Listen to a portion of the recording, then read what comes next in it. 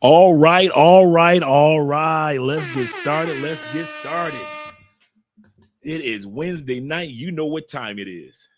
It is time for Andrea and Andrea's Love Crossing Borders. You know how we do it, guys. You know how we do it. I am excited, man. We got a great topic tonight, man. Really good one. And this is a topic to encourage you guys. This topic, I always try to focus on a particular group of individuals, and this particular topic is no different. This topic tonight, when it comes to 7 reasons how your passport or how traveling could change your life for the better if you do it right, of course, could change your life. We're going to talk about that because there are some of you who are on the fence of relocating. Some of you have decided I'm relocating. Whether it be in 5 months, 5 years, or 15 years, I'm out of here. You might be in Australia, you might be in America, you might be in Argentina, but you know that you are out of here. Shout out to you guys. But there are those of you, you don't actually think that it's worth it. I often hear Americans say, well, you can get that in America. Well, you could do that in Canada. You could so forth, and always have all the good excuses, and they sound oh so good, but they don't know if they could do that in that other country or not. Why? Because 60+% of us aren't traveling anywhere. 50% of all U.S. passports are used for Mexico and Canada. That's it. That's it. So I just want to encourage guys who are planning on traveling, or those of you who think that it's no use of getting a passport. That's stupid. That's dumb.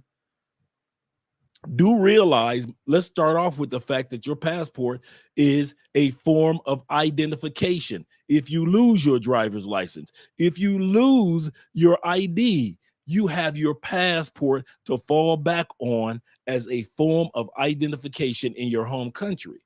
A lot of us don't realize how important our passport is, even in our own home country. Your passport is also important when it comes to if you decide that you're going to have another child. I'm against it if you plan on relocating. But let's say you do have another child, and you want that child to have a passport. It's important for you to set an example to your children. Those of you who have teenagers, set an example to your teenager by you and that teenager going for your passports. We're not using it anytime soon, Andre. That's not the point. There are so many people in other countries where their whole family have the passport, and maybe only 2 people in that family have ever used that passport. But they have it as another form of identification. So show love to your seed. Yes, I'm using a guilt trick. Yes, I am. Show love to your seed by making sure your son or daughters have their passport. And if you don't have yours, make sure that you get yours too. But before we go any further, we already know. We got 40 people in the building. Click that like button. I like you. Make sure you like us too, because we already know. Oprah coming next. Once I establish this as a place of truth, oh yeah. Yeah, I know it's not Friday, but I made me a quick drink anyway. It's just some ginger ale, some Canadian dry, and a little rye Crown Royal. So it's not anything major. Shout out to you guys. Got a brother that's down here right now I'm going to hang out with tomorrow. He's an airline pilot that I met down here. I'm telling you, the one thing I can say about Cali, Colombia, and I'm not saying taking anything from any other city in Colombia, but the one thing that I can say about Cali, man, I meet some good brothers down here. I don't know about Medellin, so I can't make a judgment call on that. And I can't make a judgment call on Cartagena or Bogota.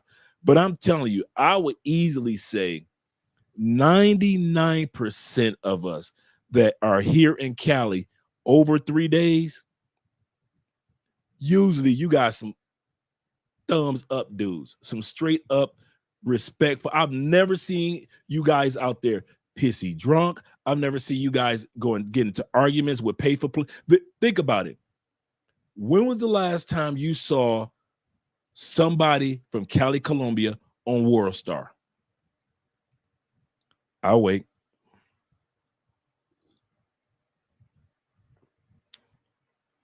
Oh, yeah, I'll tell you about the cologne of the night as well, guys. This is a really, really good one I've had for a while. When was the last time you saw somebody in DR on World Star? Often. Medellin. Yeah. Cartagena. They've had their fair share.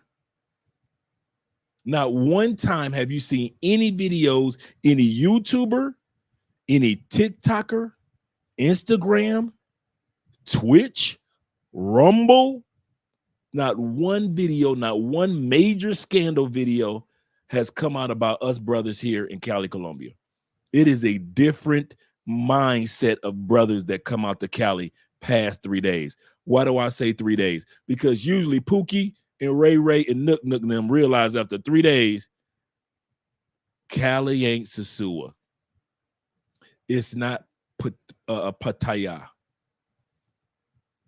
And so they leave, usually around 3 day mark. But you other guys, man, I just wanted to just give you guys a shout out, man.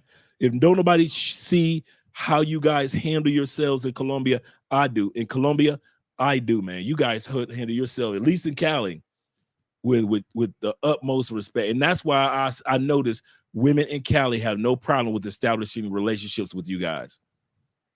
Whether it be one lady or you got several ladies. I noticed that here in Cali, the women feel, and they be looking so cute. And they be looking, boy, I be seeing how the Colombian women down here in Cali be with y'all compared to Medellin. Down here in Cali, your little girlfriend, lady friend, she just blend into the group of brothers. It is amazing how you guys are down here. You'll meet somebody and introduce her, and she will just blend in with the rest of like we're a whole big family down here in Cali. I just want to let you guys know I take note of that. Cologne of the night. One of my favorite summertime citrus scents is Terra Hermes. I don't know if you guys can see that right there. And you can tell I put a little dent off in there. It is it's as if you took, if you took grapefruit, the peeling of grapefruit, of lemon, I could smell on me a little bit of, man, I don't know what that is, man. That's not mint. I don't know. It's not cedar wood.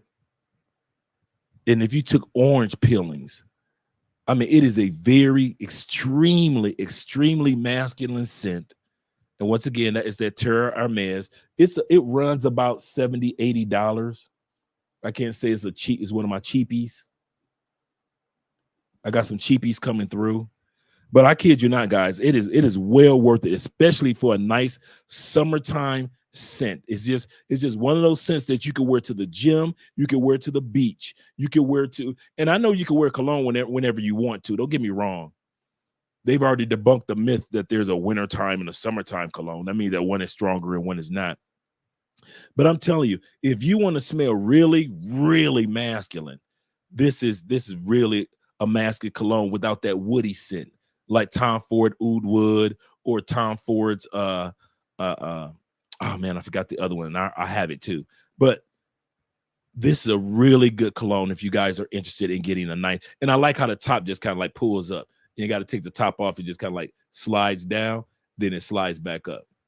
So shout out to, yeah, that's it, Timothy. That's it. It is a really good scent, man.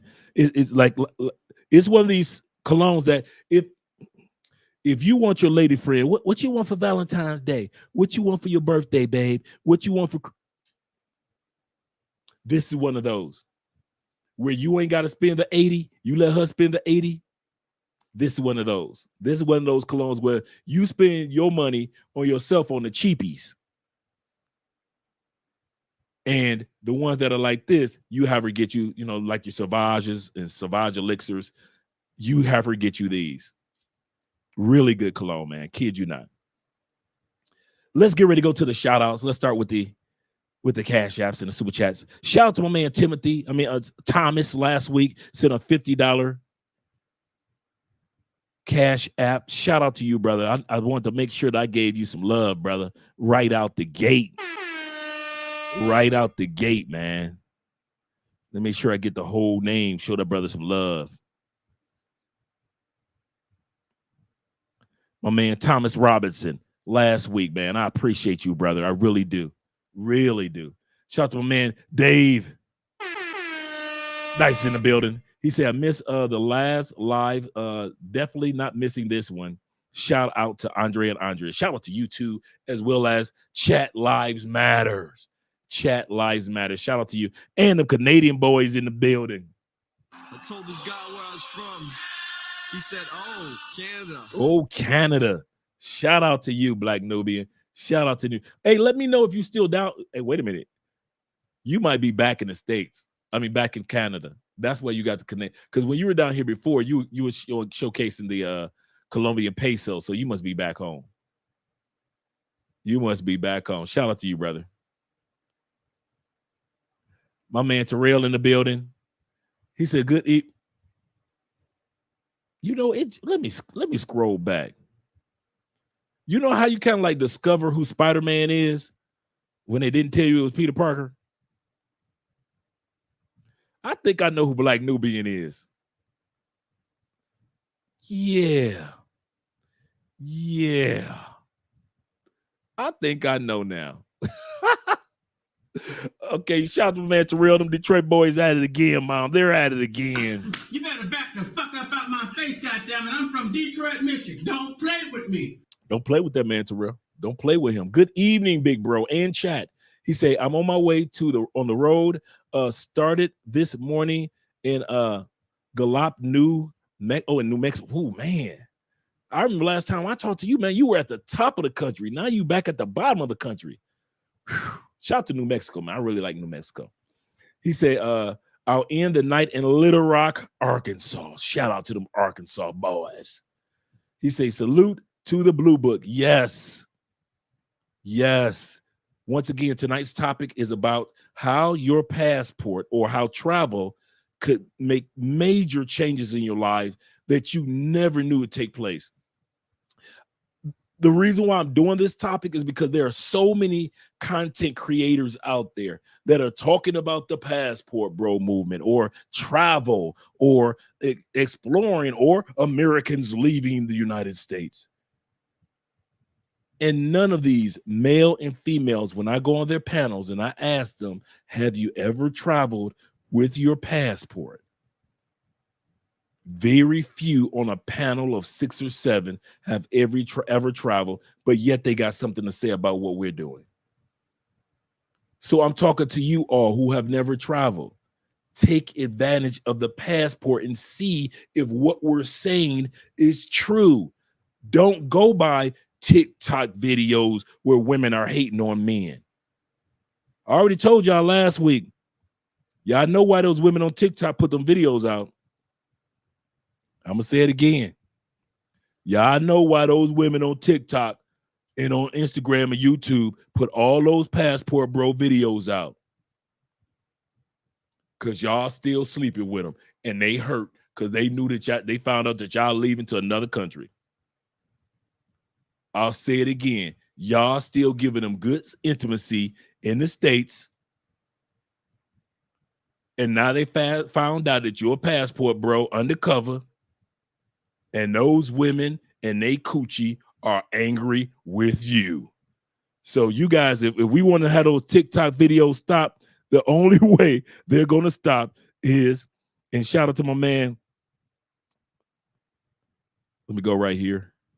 The only way it's going to stop, shout out to Black Scorpion in the building with the $5 cash app. Shout out to you, brother. I appreciate you, man. The only way it's going to stop with those TikTok videos is when y'all get done smashing American women.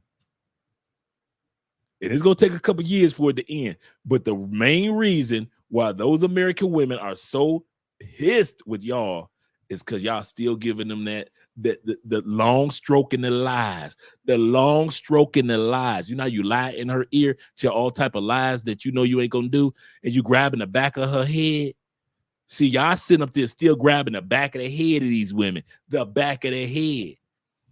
you grabbing the back of the head, you can still feel all the weave tracks, but you don't care. You know, when you grab the back of the head, of the back of the weave, and you pull it towards you, and you whisper in the ear, and you get the line and telling them more lies and more lies, and the more lies you tell, the harder whole orgasm is. Yeah. And now y'all wonder why they go on to TikTok and talk about, forget them passport bros. We don't want them anyway. They dusty. They dusty. No one, once the camera got off, they got smashed by a passport bro that same night they made that video. Y'all still sleeping with them. Yeah, I know I'm telling the truth. Shout out to the Blue Book. Shout out to my man Passport Mastery in the building. Give this man applause. Give this man applause for the $4.99. Keon is in the building of the Madison family. Shout out to you, kind sir, for being here as well. He says, salute, Uncle Andre. I definitely want to book a consultation on Colombia. Been wanting to come for a long time. Love the content. Brother, I'm going to tell you something. I was doing a consultation with a brother yesterday. He's never been here before. Hey, guys, don't you just love guys that haven't been here before? Because dudes like Keon make us feel good, because we remember when we first came to Colombia for the first time. And you all the thoughts that he's gonna have and all the experiences of how big his eyes are gonna be, like ours were that first go around. You gotta be happy for dudes. You gotta be happy for dudes, man. Especially with dudes that hang out with us on this chat, as well as other positive channels. You gotta be happy for them, man. And I kid you not, man. There is so much to do and see. I was trying to. I tell you know what the number one thing I have to do in regards to convincing guys during consultations, that you only can experience it. I guess I need to stop talking about it during consultations, is how approachable good Colombian women are. We at home think that, you know, okay, if she say this, I'll say that, and then she go give me her number if I say this. It ain't like that here in Colombia. It is so simple to get a phone number or Instagram. It's, you know, and they communicate by Instagram and WhatsApp just as much as they do with their phone number. It is so easy. It takes you like your a couple of days to get used to. Is it really this easy? Is she trying to scam me? And no, good Colombian women, if you're a good dude, they could tell you a good dude, and there's no games. But in the States, you know, you could be a good dude and female got an attitude sometime. But shout out to you, brother. Yeah, anytime, shoot me an email when you get a chance, brother, and we'll schedule it whenever you're ready. And if you guys could make it down to in August, remember, August, let me get it right, 14th through the 19th, from that Wednesday. So I could get the Wednesday wrong. So yeah, 14th through the 19th is the Afro-Colombian Festival. If there is any time that I would come to Colombia in the summer, I'm talking about me and my boys had planned on going on a trip to this area or that area, cancel it. There is no greater experience, especially for men of color, than the Afro-Colombian Festival here in Cali, Colombia. I'm talking about when you leave the festival, the parties are going all night. When I say all night, I'm talking about the sun up and they still got instruments outside. I'm talking about every club is popping. Not just the club is we partying. No, they've got the entertainers out there that are performing the music from the Pacific coast. Remember, Cali, Colombia, we're on the Pacific coast. We're right here off the coast. So let's say all this Pacific Ocean. We're right here off the Pacific. All this black Afro-Colombian food is the Pacific coast. They come in, black people come into Cali, 300,000 from Brazil, from Africa, from the States, all over South America. Come to Cali, the middle of August. That gives you a lot of time to get everything ready. And this festival is large, from the fashion show to 5 days of free concerts. And I'm not talking about I'm talking about big stage concerts. I'm talking about by the time Sunday night hits, it's 50, 60,000 people standing out in front of the concert stages, because the concerts are a competition.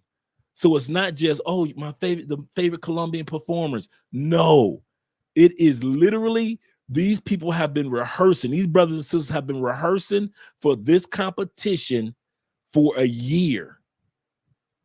And so they perform for you. And I kid you not, me and my boy, I've said this before, me and my boy, DJ Chisel, shout out to Chiz. We were sitting up there at the concert one day and we were like, bruh, it's got to be 30,000 people out here. If they just charge $1 to concerts, but they don't. The city of Cali actually foots the bill for this event.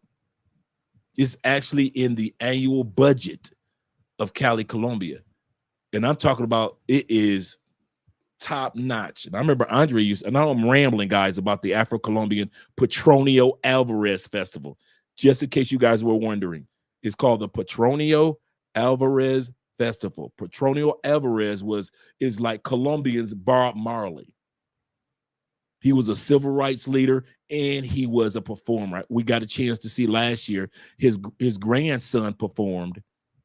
Boy, them sisters were losing their mind too. But them Afro-Colombian sisters, boy, they saw his grandson at the club. Couldn't nobody get no play. All them sisters, them Afro-Colombian sisters were losing their dang mind over that brother. Yes, but I could get some Petronio Alvarez intimacy by way of his grandson. And you get a chance to see all of what we're talking about. Remember, Cali, Colombia is the second largest Black population in South America, outside of in Brazil. I think it's Salvador. Brazil is number one, the largest Black city. Cali, Colombia is the number 2 largest Black city, not Black country or black state, but Black city in South America. So yeah, man, if it were me, I kid y'all not, I've been to that event for 4 years running, and I have never gotten tired of it. Never gotten tired of it. The food is great, and the ladies looking so good, and they're so approachable, and you can stop them with their girlfriend. I remember a couple of times I be trying to tell Andrea, don't leave me alone, and she, why? Cause I get hit on. Your man, yes, your man. I'm still hit onable. Yes, I am still able to get hit on, Mrs. Spence. And so I'm telling you guys, it's really, yeah. Now I'm really having a flashback. I think been hit on by some niceys too. Some niceys. I'm like, I'm eyes married. I'm here with wifey, girl. Go on with your, go on about your business with your, So I'm telling you guys, great atmosphere. Great atmosphere. Every year, August, perfect time. And here's the other cool part. It is a week after Medellin has the flower festival. Remember, 99% of all flowers in the United States that are sold are from Medellin, are from Colombia. The outskirts area of Medellin is where many of those flowers come from, those farming regions. And so to celebrate great harvest, great profit of the year, they have the annual flower festival the week before in August in Medellin. So a lot of times people go to Medellin, enjoy partying there for the flower festival because that one's off the chain. Then they just fly to Cali, because I'm giving y'all some consultation tips. They just fly to Cali because it's only a 40-minute to hour flight from Medellin to Cali. The flight round trip is only like $115, $130. You fly first class. Me and Andrea, let me put it like this. Andrea and I have never paid more than $200 for first class flying in Colombia. Ever. Round trip. We have never paid more than $200 for first class. Why not be in first class when it's only $200? Why should I put myself in the back for $112, $115, which is cool for a round trip ticket? But I could be in the front and I ain't got to go through all this hassle. All I got to do is add another $70 for a round trip ticket and I'm in the front seat. Yeah, let me get that first class real quick. Yeah, so when we fly around Colombia, we ain't we first class all the way. All the way. And I'm giving you that as a consultation tip. It is extremely expensive, and most of Colombian cities are only major cities are only a 40-minute to hour distance away from each other. So if I flew from here to Cartagena, from here to Cartagena, it's only like an hour. If I flew from Cartagena to Bogota, it's like 40 minutes. If I flew from Bogota to Medellin, it's only like 40 minutes to an hour. If I flew from Medellin to, you see where I'm going with that? All of Colombia is only separated by 40 minutes to an hour. So you can afford a front class round trip ticket. It's only $200. And you go spend a couple days in your favorite city. I got a partner down here, and I know I'm rambling a little bit. I got a partner that used to live here in Cali. Cool, brother. He gets his hair cut every 2 weeks here in Cali, even though he lives in Medellin. Why? By the time he gets here, he's already got his appointment with his barber. He say, Dre, I come here in the morning at 9 o'clock. He say, I go to my favorite barber. I meet my ex-girlfriend. I beat her coochie up. Go get it. He said, I go get me something to eat. And I'm back in Medellin before traffic even get bad. And he said, I've been doing it twice a month. He said, my favorite barber is here. We've actually gotten flights at one point in time where they had a special going on with Avianca. We got round trip tickets from Cali to Medellin, Cali to Cartagena for $25 round trip. You think we ain't take advantage of that weekend? Oh, come on now. So when I sit back and I say my man Keon is going to have an excellent time in Colombia, I'm telling you, man, I'm excited for you, brother. You see how I sound? You see I paused. I'm excited for you, brother. I'm excited for you. Shout out to my man Timothy once again. He said the rodeo video almost made me forget Grace Kirk. Shout out to you. If you guys have not gotten a chance to watch the last two videos that I dropped with the ladies here in Colombia, the cowgirls, bruh, you'll thank me. I thought about y'all while I was editing. I thought about the brotherhood while I was editing. You will thank me. Even the thumbnails look good. That sister on that, yeah.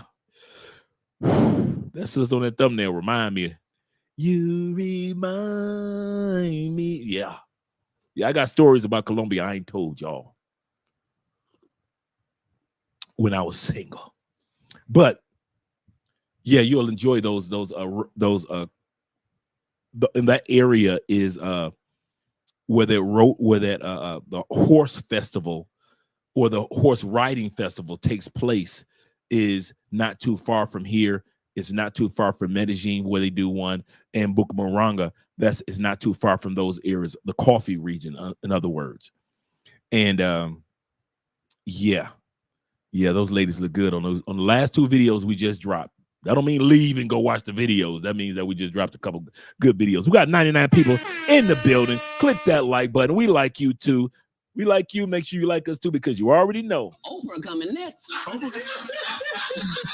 You click that like button because Oprah coming next. And we got the Ultimate Warrior in the building.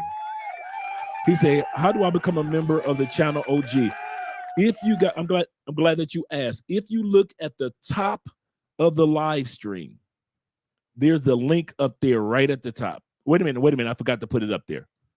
Let me, that was my fault. I forgot to put it up there. So let me put it up there right now. I'm going to pin it at the top. of the live stream. So now you guys see it is surrounded in blue. I forgot to click the link to put it up there. Thank you, brother. And thank you for joining. All you guys that joined tonight, I appreciate you more than you realize that. And I don't take that for granted. And I'll tell you my favorite part of not just us guys on this live stream, but I love when I meet you brothers in person and we can just sit back, chill, talk, and then y'all be like, man, you just a regular dude like everybody else. I'm like, man, I be trying to tell y'all this is who I am off camera. Shout out to my brother in the building with the EU. I gotta come up with a European drop now, man, for you brothers. Hey, Mara, let me know where you are, what country you're in. Thank you again for the membership that you're a part of. Let me know what country you're in, as well as for the members. I dropped the video today for that little mansion, that little mini mansion that we were in Armenia. I not only dropped the video, but I also put the link in the description for the bookings. So if you want to book that place in Armenia, a few of us brothers have already talked about that we're going to be going. Few of us have already set everything up that we're going to be going to that spot in Armenia and hanging out. So I put the link in the description for those individuals that are members of the channel. So you guys will automatically have that. I'm going to be dropping, and it's in the Patreon. So if you guys are in Patreon, you guys have access to it too. And you can click it. And if you don't hang out when we go, take a young lady that you know from that you're really cool with, take her there. Or you and your boys got some ladies, take them there. I'm telling y'all, man, enjoy the pool, enjoy the hot tubs, enjoy the sauna, man, especially if go during the weekdays. Man, y'all gonna thank me, man. You will thank me. Breakfast included. Like I said, the restaurants and the grocery store is only a 2-minute walk. So you don't even need a car. And the airport is only 5 minutes away from the spot that I just showed you guys in the video. Man, listen. I'm trying to get more and more brothers to go to spots in Colombia that I'm tired of just seeing me and 1 or 2 other brothers. I'm trying to get us to start going to some of these other spots. You guys will thank me, man. I'm telling y'all, whoo, y'all will think. I got some, man, just some restaurants. Dudes be like, Colombian food is plain. Man, bruh, I don't even eat Colombian food when I'm in Colombia. Other than Andrea's cooking, we don't go to no Colombian restaurants. Like if we're going to eat something real quick, we'll go to the Afro-Colombian restaurants, which are really good food. But I'm telling you guys, man, there are some spots that like right around the corner, there's a Peruvian restaurant. Excellent food from Peru. Down the block, turn around the corner, there's literally, and these dudes are cool. I like hanging out with them. Nothing but Chinese dudes in a Chinese restaurant. And I mean, they cook it like they cook it at home. It ain't Chinese food like Chinese fast food. They cook like, hey, you about to eat some of our food. I kid you not, man. I kid you not. And those are some cool dudes. Some of them are from New York. Some of them are from Asian countries. They all came together and decided to come to Cali, Colombia and open up a restaurant. And they've got excellent food. Excellent food. So when you guys come here and be talking about Colombian food is just regular Colombian food, I'm like, what the hell? And then when y'all come here and y'all talk about Colombian food is bland, what city you in? What city you in? Because you dang sure ain't talking about Cartagena food bland. Bed and kill food bland. You cannot be talking about all them black folks, Santa Marta food bland. Y'all come here and y'all go to Medellin, and yes, Medellin got them white Colombians that don't use no seasoning. Y'all ain't never been to Cali where all these brothers and sisters cooking like we do back home. And y'all be talking about how y'all complain about Colombian food. And as soon as y'all say it, I already know where y'all been. I just don't want to say anything. Where you been? Medellin? Yeah, that's what I thought. That's what I thought, brother. Salute to my brother. He said, I'm in the 305. Shout out to you, brother. Them 305 boys right there. He said, right now, just left the Heat team. Oh, man. How'd they do? Shout out to them Florida boys. He said, the Latinas like my broken Spanish, my broken Espanol. They do. With a Southern accent, they do. 4-4 in the building. Realize it. What you really know about the dirty side? What you really know about the dirty side? I'm going to tell you something. Colombian women, Latin women in general, he says something that it is true. You'll have an accent forever in Spanish. Just get used to it. Unless you're like the Maine or some other brothers, like a few other brothers that teach Spanish, and their accent kind of goes away because they're really engulfed in Espanol. But us mere mortals, we'll just have an accent in Spanish. The other thing that he said, it is true. Latin women love when you got broken Spanish. They love when they hear that he's learning. Let me teach him a few words. Oh, look at him. Andrea loves when I say a sentence in Spanish, like not just a few words, but a full-fledged conversation in Spanish. She just melts. I've heard other brothers say that too. I kid you not. So he's 100% correct. Latin women do love when your Spanish is broken. As it gets better, they be like, oh, you like us, even though you got an accent. But while it's broken, same thing in Colombia with salsa. If your bachata is not that good, your salsa is not that good, your kumba or merengue is not your merengue is not that good. I'm telling you, they love it because they feel like they can groom you. They could let me teach the American how to do it right. They love it, bro. I kid you not. He is not lying. So don't feel insecure if your Spanish is broken or your dancing is not that good. Get your ass on that dance floor. They love it. Let me show him. Uriah, one of my favorite Bible names, in the building. I'll probably do that tonight. I was actually like, you know what?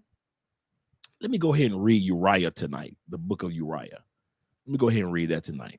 And so I didn't get a chance to hit it the other night, but I'm going to go ahead. That's going to be my Bible study for tonight after all this done.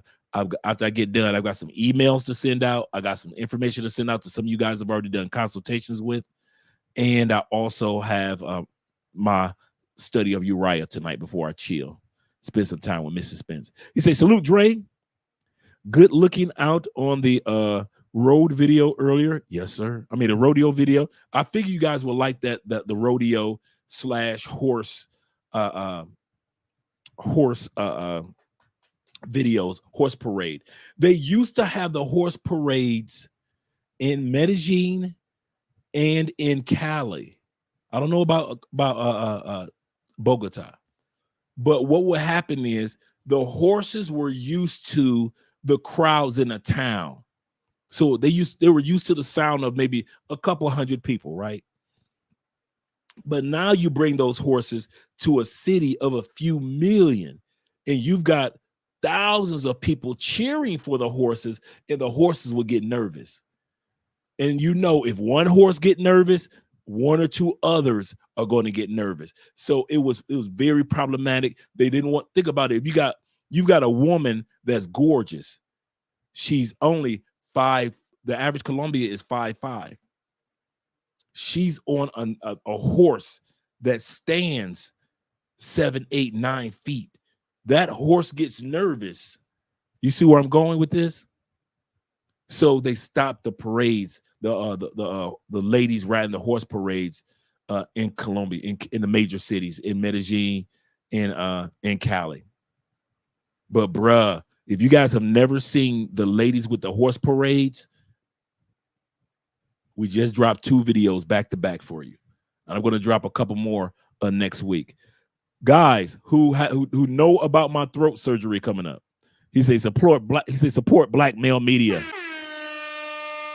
My last show for me is Sunday. This Sunday. I will be out for 5 days. I have my it's only 15 minutes. Like I said, I got like a little cyst. That's why you guys sometimes hear my voice crack like I'm a 13-year-old because of talking so much. I have a cyst on my like larynx. So they're like the surgery is only 15 minutes. It's almost like when you get your tonsils taken out. Now you got to shut the heck up for a few days and eat Jell-O. it's like that. That's what I'm going to be doing, just eating some Jell-O and bananas for a few days. Andrea will be taking care of the shout out to you, Richard. Andrea will be on the live streams with Andrea Asks episodes next week. The way that things are looking, I'm going to have Chantel Simone on Sunday. Shout out to our girl Chantel, who always supported the Passport Bro movement. She's going to be here Sunday. That Sunday, this up and coming Sunday, will be my last show until the following Sunday, because I know Andrea is not going to let me talk on Friday night drinking hand next Friday. Of course, I'll be just recuperating from surgery on during that time period on Wednesday. I think the surgery is Tuesday. My surgery is this Tuesday. So you guys won't see me for a few days. I will be doing editing and dropping videos from our trip to Europe, from our trip to Cuba, and our trip around Colombia. So you guys will be seeing different videos that you didn't get a chance to see and experiences that we had all throughout Europe, all throughout Colombia, different towns and cities that you did not even know existed. And you get a chance to also see our trips of also other footage that we've taken when we were in Cuba. So shout out to you. Shout out to my girl, Gail the Southern Belle in the building. Please like, share, subscribe, support Cash App, as well as support with the super chats. Shout out to you guys being in the building. I appreciate that, guys. I appreciate you. All right, let's get ready to get started with the list in a moment. I'm about to, you know how I always do it. At least the first 10 people, I got to get a shout out to. Got to give you the shout out. Let me scroll up because you guys have been here. For example, my man Jimmy in the building. Shout out to Jimmy Jam with the membership and the $5 once again. He says, shout out, sir. Love to Andrea. I'm going to let him make sure that you guys send the love out there. Shout out to you, brother. My man David in the building. Wait a minute. Oh, wait a minute. Something is missing. Something is missing. I got to give David his wrench. Dave has been on our team for quite a while. I got to make sure I get Dave his wrench. See if I can get this correct. Give me a split second, Dave.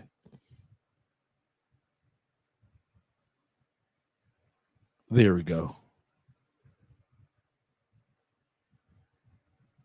I know Jay has his. Shout out to you guys being here in the building.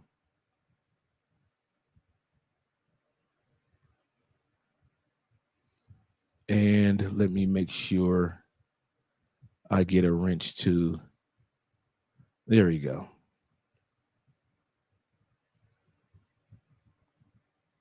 Okay, cool. All right, I'm back. And we got my man J Curve, the J Curve in the building, aka Jay Fleming in the building, but the J Curve himself. Shout out to you. Make sure you subscribe to his channel. Drop the link to your channel, Dave. If you are a positive YouTuber, I don't care how big or how small your channel is, do us all a favor tonight. We've got 98 people in the building. Click that like button, A. B, make sure you subscribe to the channel, and C, drop the link to your channel so we all can subscribe. We can't support black male media if you don't let us support black male media. So if you got a channel, and I don't care if it's your new channel, I don't care if your channel is over 100,000 subs, drop the link to your channel so we can support you guys. If you are a lady, Gail, at night, drop the link to your channel so we can support our sisters. Drop the link. Doesn't matter who you are. As long as you're doing positive work, we support you 100%. So make sure, don't feel like if I drop my link, Andre and I'm going to be looking at me like, what is he doing? Oh, hell no. Drop the link so we can subscribe. Shout out to my man once again, to Timothy. He say thumbs up upon arrival. Hello, everyone. Here comes the live. Yes, sir. Yes, sir. Shout out to you, Tim. Shout out to you. Give me a split second, guys. Get some things in order. There we go. All right. And once again, my man Dave in the building. Appreciate you, brother. Always showing the love. Mike Lowry of the Lowry family is back in the building, ladies and gentlemen. He said, brush your feet off at the door and hit that like button. Yes, sir. Yes, sir. We already know. Oprah coming next. Once I establish this as a place of truth, oh, yeah. Oh, yeah. Shout out to my man Jonathan in the building. Jonathan, let me know if you resent your email, because I'm going through emails tonight. I know I said I was doing it the other night, but I got sidetracked, but I'm doing emails tonight. So let me know. Just let me know if you sent yours, because I'm just go over the emails over the last week. Not saying that I haven't read my emails in a week, but I'm just going to go back and make sure I hit yours as well. Happy Wednesday, everyone. Remember to smash that like button. Yes, sir. To invite others into the live stream. Yes, sir. As well. Okay, we got my man Dave again. He said, Andre, how far out should I get my consultation before my first trip down there? I would say depending on when you're going to come. If you're coming for the Afro-Colombian Festival in August, guys, I say that you schedule your consultation right around June. The reason why I say that is because that gives me a chance to get the Airbnb information out to you guys early enough. See, that's the key part. It's not the flight. You guys are good with the flight, but to make sure 300,000 people coming to this city. So we got to make sure you got the Airbnb in the decent area, as well as you're already booked.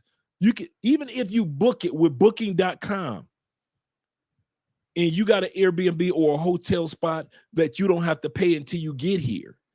Because you know how booking.com is. They'll say, you want to pay it now, you want to pay it later. At least you got everything set up. The other thing, I'm going to give you a free tip during the consultation for the event. If you come to the event and if you don't, do not get your Airbnb or your hotel room by the event. The fairground for the event is only like a 30-minute ride from here. And the only reason 30 minutes because just traffic is just thick like that. But once you get there, you're enjoying yourself, you're having a great time. Once we leave the event, there's nothing over there but the mall that's down the street. There's literally nothing over there. So now, if you're not at the event, you're like, what am I going to do? After the event, this is what normally happens. You ready? We meet up for the event right around 2 o'clock, 2:30. So you guys meet up in your groups. We meet up it's like everybody kind of like meet up and create groups anyway. So we all meet up there, right? Including the brothers, all the 40 of us that already live here. So we all meet up down there, right? And then we hang out at the event. Everybody eat. We hang out at the festival. We hang out at the concert. We usually leave right around like 9 o'clock, 8 o'clock, right? Depending on the day. Go back to your Airbnb. You might take a power nap. You might get yourself ready. Why? Because at 11 o'clock each night, we out. Hey, anybody hanging out? Okay, where's your Airbnb? Okay, I'm on my way to pick you up. Where's yours? Okay, I'm on my way to pick you up. Where's yours? I'm on my way to pick you up. So I'm picking up 6 or 7 dudes, right?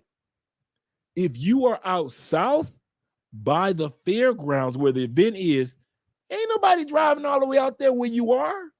Or let's say I don't pick you up and you guys meet up like at Chippy Choppy Mall and y'all all take taxis together. Ain't nobody ain't coming out south for your. You want to be out south? You be out south by your dang self. but all the clubs that we go to out here out north. And I'm talking about those clubs are packed. So like 11:30, 12 o'clock, we kind of like get together and we all meet up we'll do one club that I usually go to, La Topa, and we'll go there like pregame and get our pregame on. And then we'll shoot all the way back over here to the clubs on this side of the city, over where most of our Airbnbs are. So that's why I always say, get you a spot by Chippy Chape Mall. In other words, out north, because we're all together and we can all kind of like the next morning, we can have lunch together, breakfast together. Some of you guys want to go to the gym. We go to the gyms together, all those things, instead of just everybody so far apart. Even in Grenada, you're not too far away in Grenada. There's a lot of brothers that stay in the Grenada area, which is like 10 minutes from here, just in case you guys are wondering. So between La Flora area, Chippy Chape area, which is north, all of this is north, and Grenada area, which is north. Those three areas is where you want to get your Airbnb. That's why you do your consultations in June, so you can at least get everything set up. You'll know where you're going to be staying. You're going to know what you need to have before you get to Colombia, because a lot of you don't know about your checkmate form. There's a lot of information that you guys need. So right around June, I would say that. That's a good question. I love W in the building. Shout out to you once again, brother, for being here. And Jonathan also, he said, what are the best of affordable Amazon colognes to buy between the, you say, by the way, I'm drinking a nice cold beer. I would say, you know what? I showed this one the other day, but I'm going to show it again. It's really good. Honor and Glory. Let me put that right there. Honor and Glory. You can see that at the bottom. Honor and Glory is an excellent, very smooth, very masculine. This very creamy. You know what? I never understood when dudes would say a scent was creamy. It reminds you of somebody like whipped something up. Now I understand when they say it has a creamy smell. This, I'm putting this right here. You know what? I'm gonna put this right here. This, you know what this is? This is a good sex scent. This is an excellent sex scent. It's Honor and Glory. You guys will thank me. You like to rave now? Honor and Glory. And it's only like $25 on Amazon. It's only $25. Let me see if it's available right now. Honor and Glory cologne, Amazon.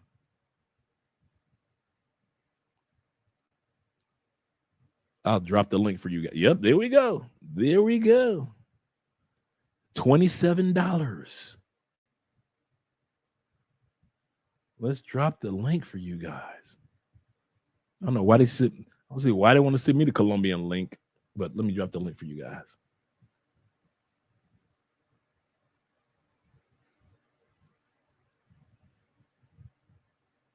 Oh, I didn't log it into my account. There we go. I'm going to drop it. It might be in English. It might be in Espanol, but it's the same Amazon. $27. Copy, paste, bada bing, bada boom. Very smooth. It's not strong at all. It is an excellent date night cologne. It's an excellent, you can walk around through the day with it.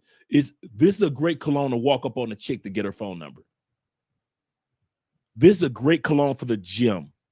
It has like a 2-foot projection. It's one of those colognes that nobody's going to smell you from across the room.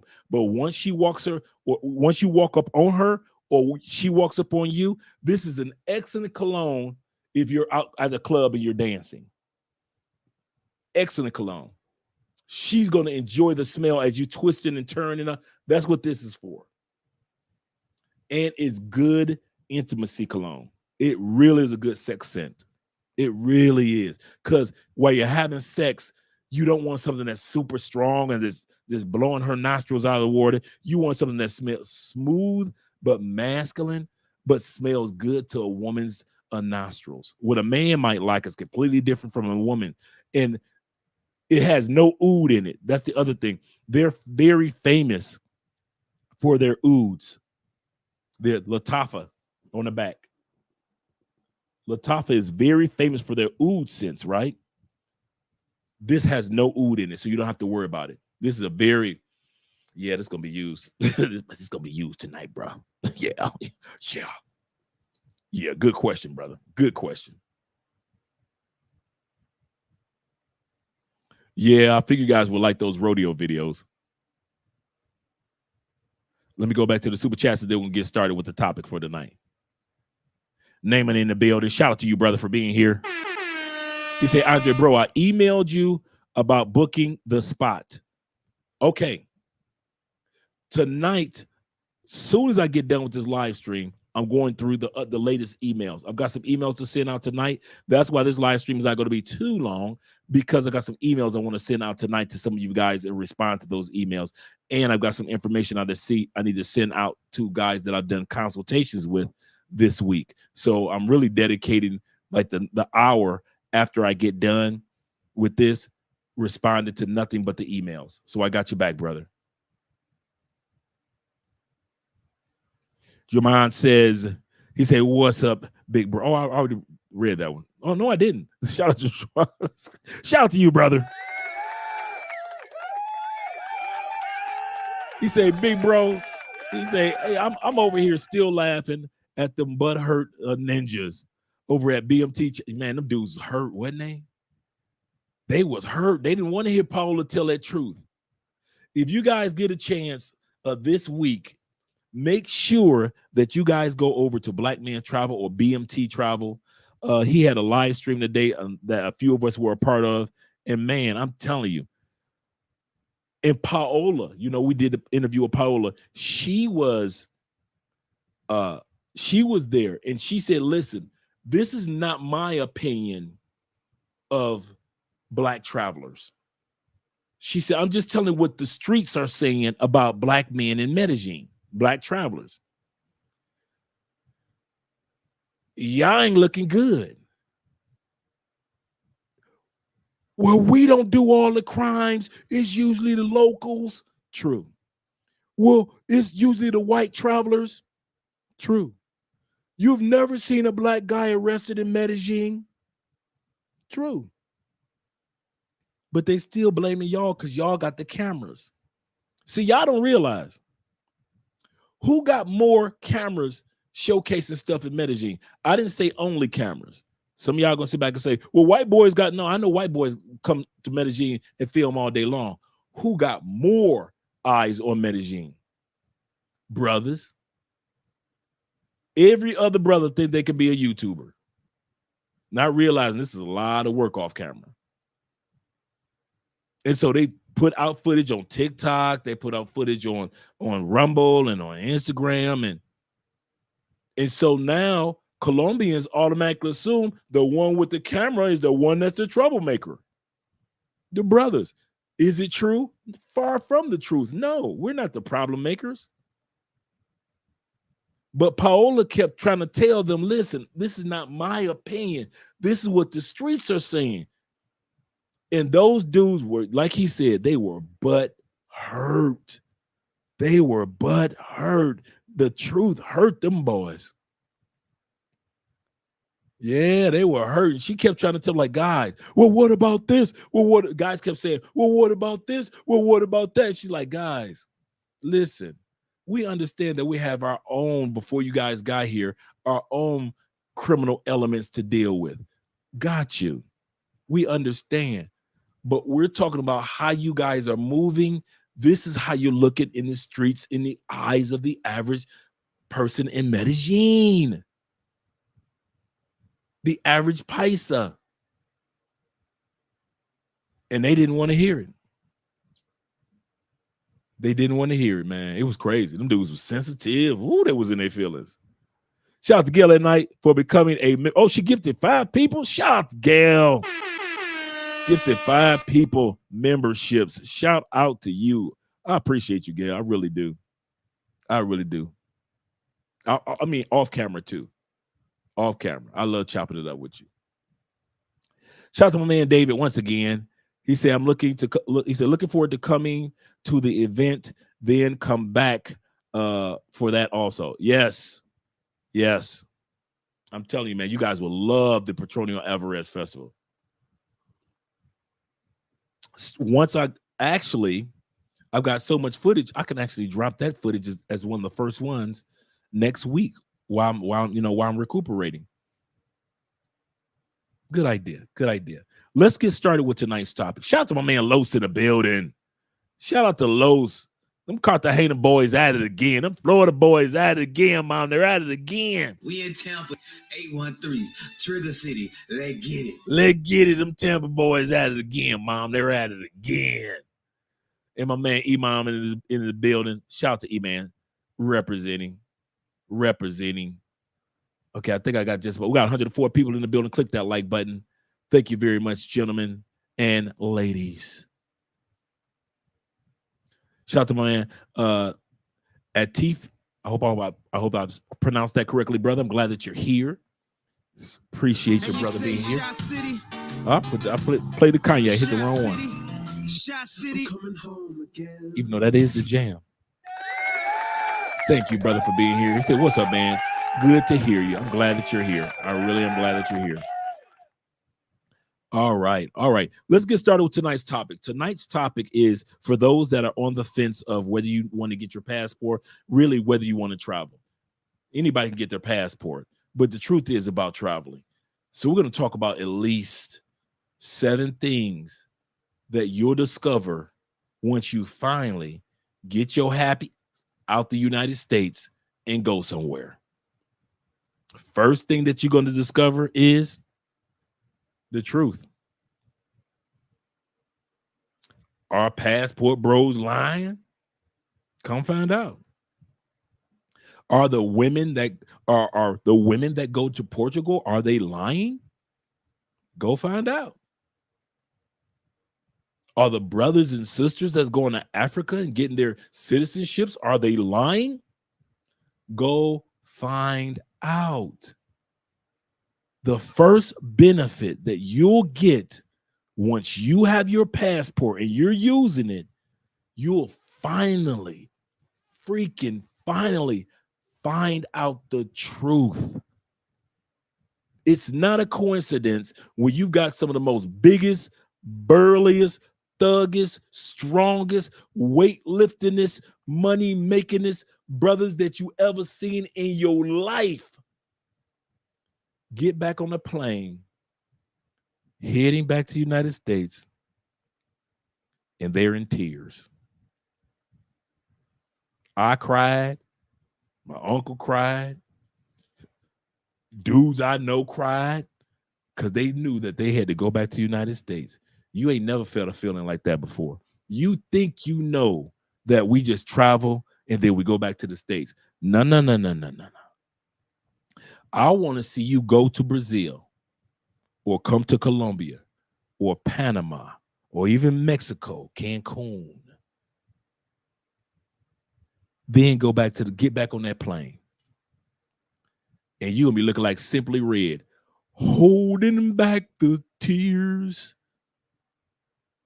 Many of us ain't been. Once the first couple brothers admitted that they cried, every other passport bro ain't never had a problem. Dog, I cried too. Another brother, I shed a tear or two too, brother. Because they had to go back to the States after finding out the truth. That's the first thing that your passport would do for you. Every lie that you've heard about another country that most Americans know nothing about, they actually did I think Fresh and Fit did this. And they asked, could you name 3 countries? And these women couldn't name anything. Bruh. They couldn't name anything. They named mountain ranges like Himalaya, the Himalayan mountains. Is that the mountains? Is that a country? They just throwing stuff. Antarctica. That's a country. True, but they just throwing something out there trying. It was a room full of women Some of them college educated. It couldn't name 3 countries. That's the average American. Dude did a street survey. He asked one lady, he said, where in the world is the Great Wall of China? And she said, Japan.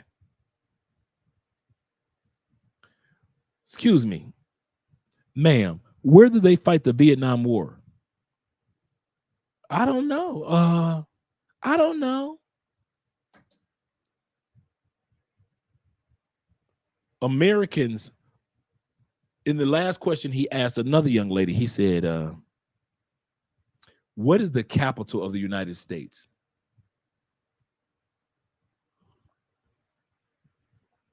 Now, we all know technically we don't have one, but actually it's DC. We all know Washington, DC. These women had no answers. These were average Americans. Once you leave the United States, truths are revealed to you. In one of my favorite books, Plato's Republic, Socrates lays out a situation. You got 3 guys in chains facing a wall. They're chained up their whole lives. They don't know anything. Now they hear the background of caravans and cities and people walking, but they've never seen people before. They've never seen animals. They just only see the shadow because their light coming in to the cave that they're chained up in. And so they can see the shadows moving. They can hear the sounds from a distance. So it wasn't like the animals and the people were walking past the caves. The people were in a distance, but they could see the shadows in the distance. They're tied up. And one of them was allowed to get his freedom. And he walked out. In the book, Plato's Republic, this is what Socrates says. He says, and if you let a person walk out, the light of blindness, the light of knowledge will blind them so much that they will want to scurry back into the darkness of the cave.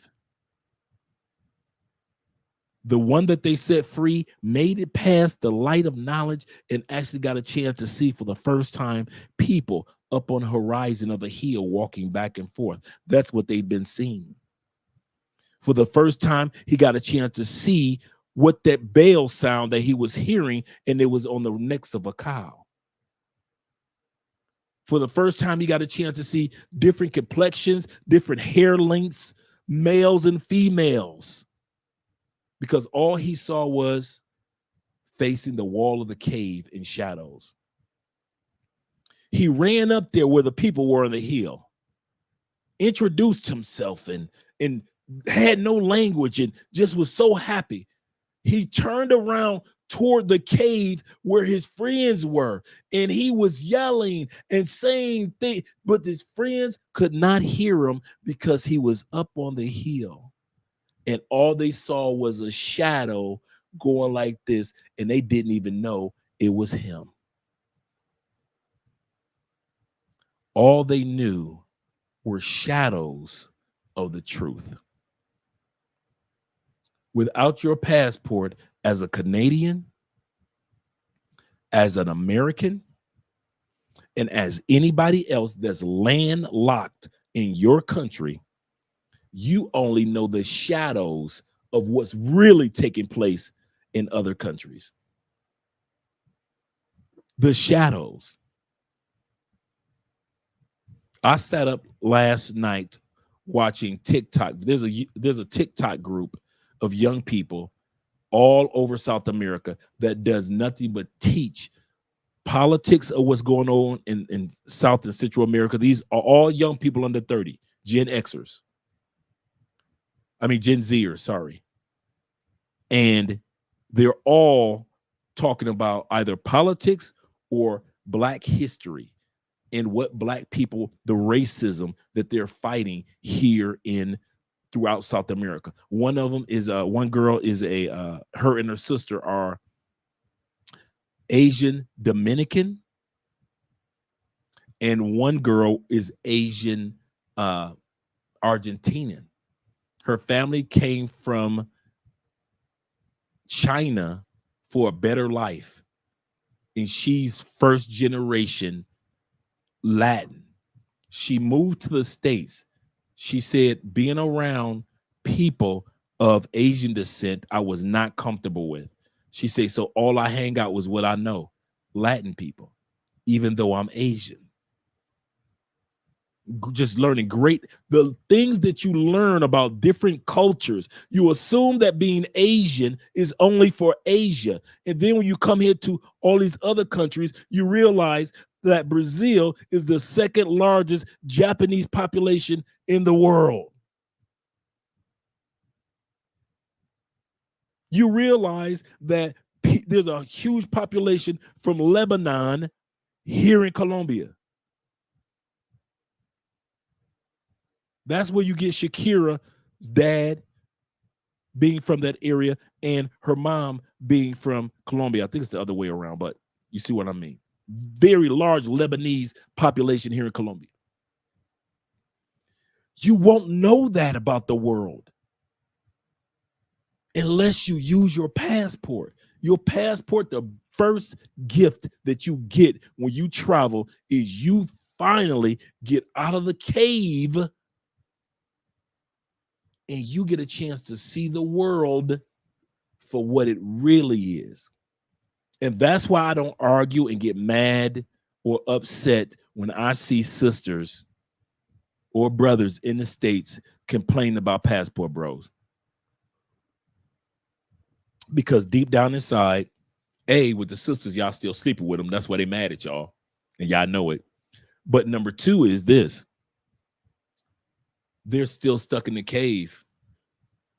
And they only see the shadows of the world going by. Let's be honest. Most of us in our home countries don't know nothing about the rest of the world. We don't know nothing. We don't remember anything from our geography classes to our history classes. We've been programmed to be workers and taxpayers. That's it. Can you pay taxes? Yes. Can you work? Yes. Come on over here. You American, you. You American, you. And that's it. Few people build a business or just enough. Notice they allow just enough to fulfill the American dream in America to keep the rest of us running after the carrot. I'll say it again. They allow enough of us to hear the success stories of others who were sleeping in the winter with their child in their car. Now they're worth $500 million. They give us just enough success stories to keep us there so we don't know the truth that you can be successful in many other parts of the world at a quarter of the price. The price that you pay for a house, that home in the United States, in the average home in the United States right now, on average, is over $400,000 on average. Not saying that you pay that much, but on average now it's over $400,000. Do you know how many homes that you could purchase in Thailand? Condos. Amazing piece of property in the Olive Garden in Africa. Or in the Ivory Coast, but the Olive Garden in Portugal. Or piece of properties in Brazil and or Colombia or Peru. Costa Rica, 400,000. Panama, 400,000. You know what you could do with 400,000?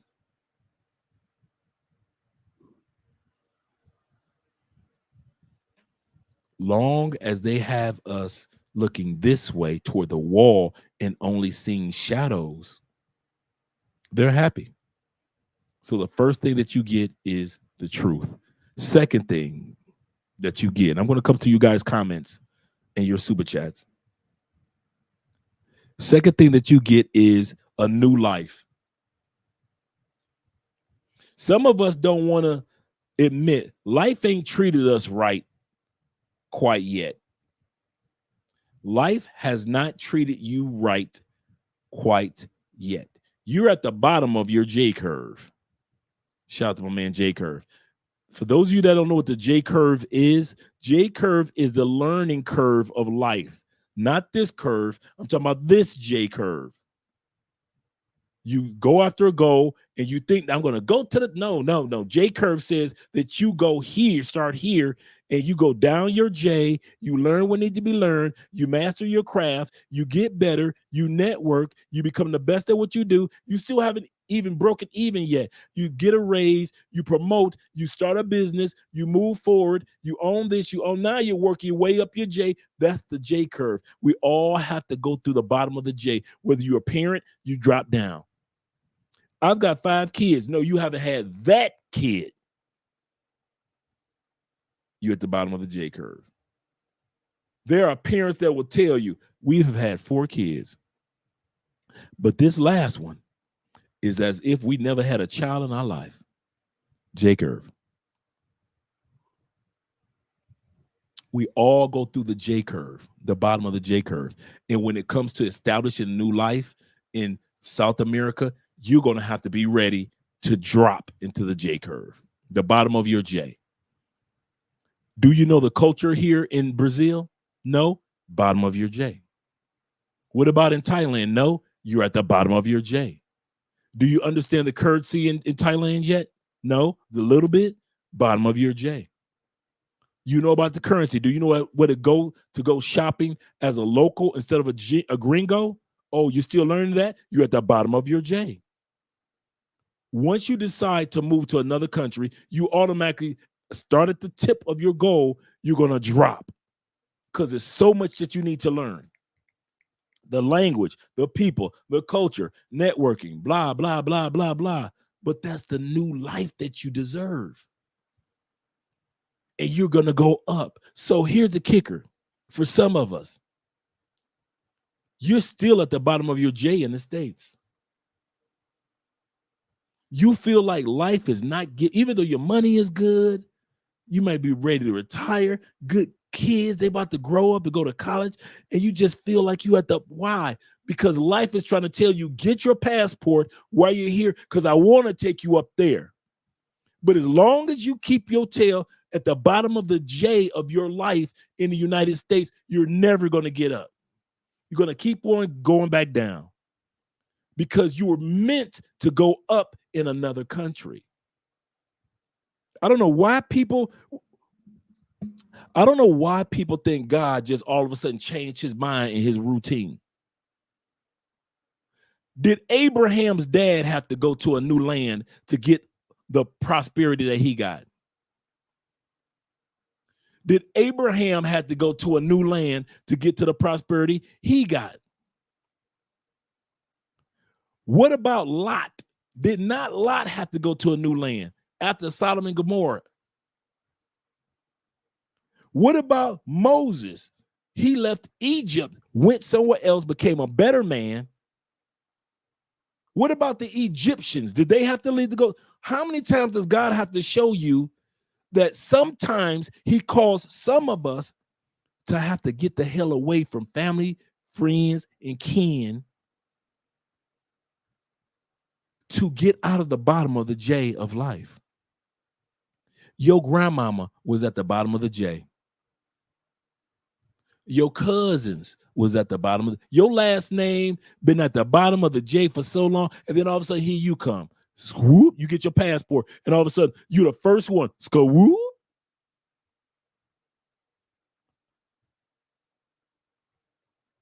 You wonder, man, why is my life prospering? You start to have survivor's guilt and everything else. Like, man, for 4 generations, my family been all right. You know, we made money. We all right.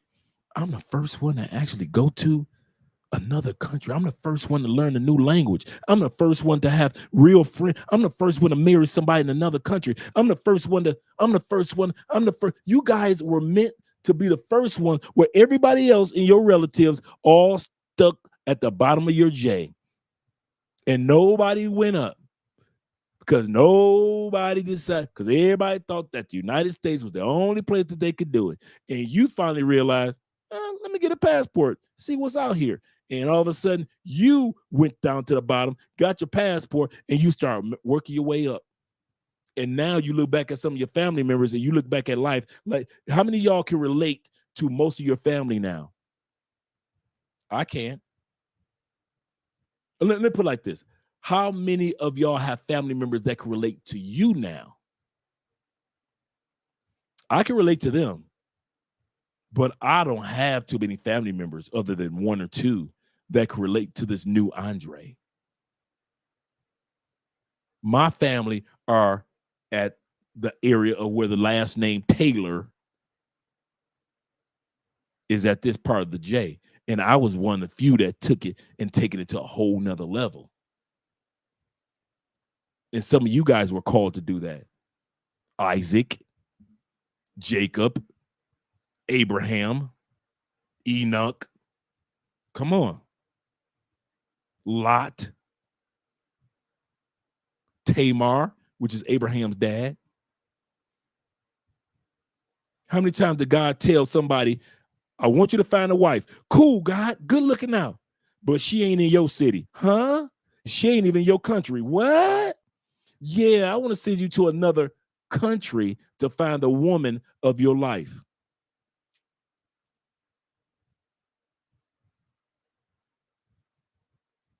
The second thing that your passport will do for you, it will give you the opportunity to build a new life in new routines.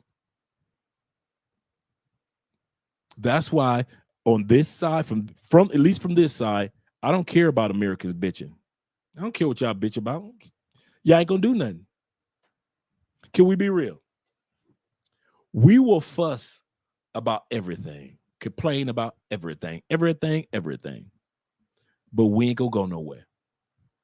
68% of Americans will complain about their mayor, city council, school board, and your ass ain't going nowhere. You complain about how loud the kids down the street, them young kids playing that music out in the middle of the street, but you ain't going nowhere. Crime is rampant, but you ain't going nowhere. Look at all these immigrants coming into, you ain't going nowhere. What's with all that fussing and cussing and complaining? You ain't going nowhere. Most people in Canada ain't going nowhere. All you people that whine and cry about the economy in the UK, you cry, but you refuse to get your passport and do something about it. So when I hear people in the West complaining, I don't care. I really don't care. Because most of y'all, according to statistics, 68% of y'all will live and die within a 50-mile radius of the hospital in which you were born in. You ain't going no damn where. You can complain about all the drugs that's on the streets of Philly. You ain't going nowhere. All you B-more dudes, you ain't going nowhere. All you Dallas dudes that want to complain about the Fourth Ward, you ain't going nowhere. All you dudes that want to complain about the gangs in LA and Watts and all that, you ain't going nowhere. You ain't zooming. Richie Mack zoomed. He was born and raised in the same areas of LA as everybody else. What did he do? He zoomed. You complaining.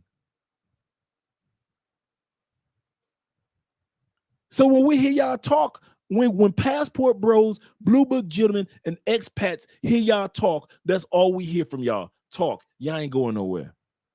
Y'all all talk. Americans, Europeans, Canadians, New Zealanders, all the way to Australians. All y'all westernized program, y'all talk. Y'all ain't doing nothing. The one thing that women hate the most about the passport bro movement, you ready? It is based off of receipts of men actually doing the work. That probably pisses them off the most. I can't say that's the most. most that pissed him off is the fact that y'all still sleeping with him, and then y'all leave him. That pisses him off. But at least in that realm is the fact that the passport bro movement is based on taking actions. See, you can't sit back and say, I'm a passport bro, and you don't go nowhere. If it was thousands upon thousands of men saying I'm a passport bro and none of us went anywhere, man, the women be looking at us on, man, they ain't gonna put a video on TikTok. They all talk, girl. Bye, boy. Boy, bye. Right? But the fact that the passport bro movement is based on movement, on receipts of activities that we do when we travel to other locations, it can't be disputed. And since they don't go anywhere in the States and in Canada, all they do is assume what we're doing. Passport bros got deleted. I don't know one passport bro that ever got deleted. I know a dude with a passport got deleted, but I don't know a dude that was a passport bro ever got deleted. Not in one country. We don't move like that. True passport bro, we don't move like that. We don't move in ways to get deleted. So when they sit back and say that, we be like, okay, whatever.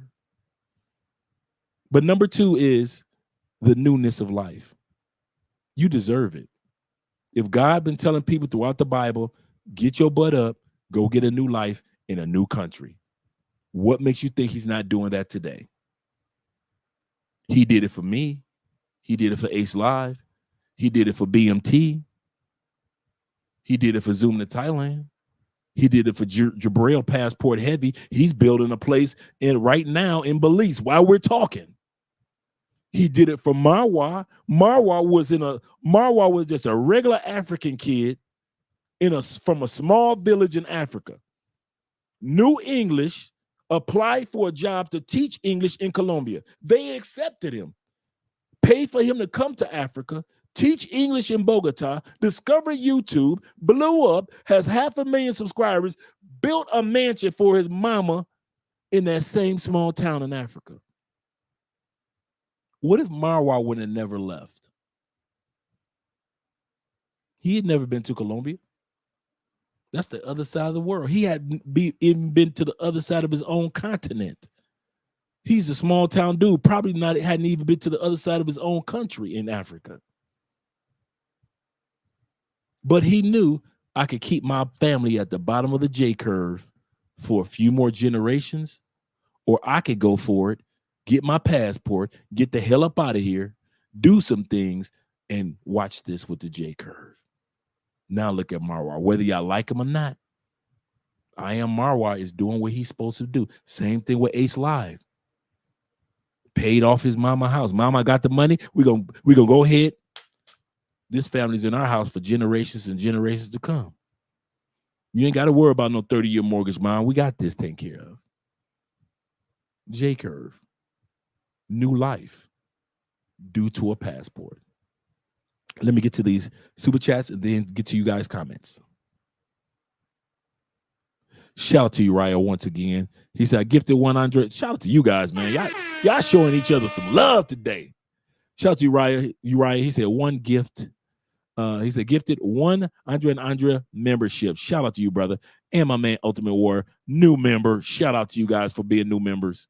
I told you guys I'm going to be doing some live streams with new members that are member only, and the video. If you're a member, you already see the video that's available of that place in Armenia that we went to, and the link to be able to book it on Airbnb. I mean, on booking.com. And if you book it, we didn't have to pay for it until we got to the location. Just in case you guys are wondering, if I book that place in Armenia, do I have to pay for it right there? Actually, you don't. We actually paid for it with my credit card once we got there. Salute to Andrew. We need to get together because I was actually thinking about you today. I was like, okay, now I'm gonna have time coming up. So Andrew, after I get done with my surgery, you and I are first on the agenda of getting together. Salute Andre. He is speaking nothing but facts. He said, shout out to, first of all, Andrew in Colombia. Shout out to you, brother, with the 40,000 Colombian pesos. Shout out to you. For you guys that don't know, that's right around $10. Not bad, not bad. He said the Afro-Colombian Festival is a must-see. This is for the good brothers and not for the Pookies. Yes, that's another thing. That's another good thing about the Afro-Colombian Festival. Pookies don't come. I don't know what it is about the festival. Maybe because it's so cultural. I don't never run across Pookies during the festival. Even though thousands upon thousands of people here, you don't never see their asses. Ever see them around. That's the one thing. It's kind of funny you would say that, Andrew. Yeah, it's not for the Pookies. They don't come. Literally, you will not see a crowd of brothers on Pookieism walking through the festival. You don't see them dudes. You always see dudes like us in the chat. Always. You meet dudes all day long that are quality dudes. You never see Pookie and them down here. You like, out of 300,000 people, ain't no Pookies? Okay. That's how I feel about it. Like this. I'm not black, I'm OJ. Okay. He is 100% correct. For that Afro-Colombian Festival, it is a Pookie-free zone. Maybe because it's in Cali. I don't know what it is, but now that I'm backtracking over my 4 years of going, you don't see them dudes down here. You really don't, man. It's crazy. Maybe because they can't get there is no Parque Yeras here or something. I mean, we got the dog park, and the dog park is somewhat like Parque Yeras, but it's not like Parque Yeras. Dog park is where couples still can go to. I mean, couples could still go to Parque Yeras. I can't deny that part either. He said this is for the good brothers and not for the Pookies. He said I enjoyed it last year for the first time. You won't be disappointed. You won't. You won't. That's one thing I can say. You will not be disappointed for that. He said, Ultimate Warrior says, thank you for the J-curve topic. He said, I'm 23, but it seems like I was not progressing fast enough. No, J-curve is set up like this. Everybody goes through the J-curve, Ultimate Warrior. Everybody. You can't name a stage in life where you set a goal, whether it be you got a new girlfriend, you are buying your first house, you are in college, you are becoming a parent, you are a parent of this child for the first time, even though you got your 3 other kids. You're traveling for the first time. You're buying a piece of property for the first time. You're starting the J-curve sets up and impacts every area of our life when something is starting new, and we got to drop down into the learning portion of it. We drop to the bottom. It ain't fun. It ain't comfortable. We think I'm stuck. And this is the area of patience.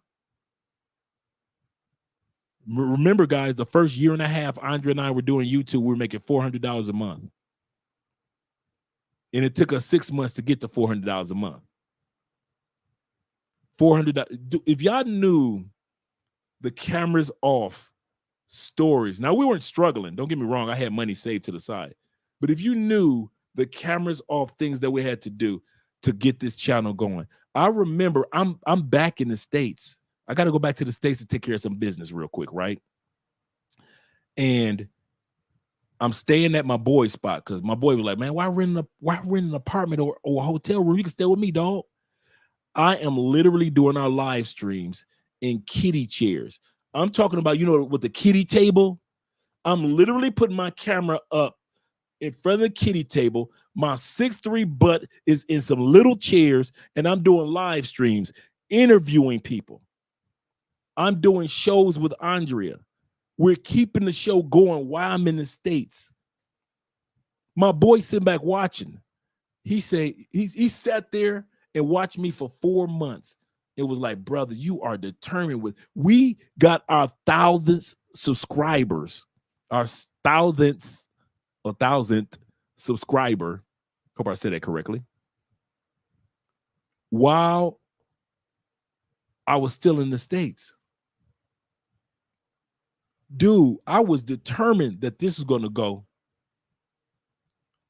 I'm at the bottom of a J curve, though. I'm still learning editing.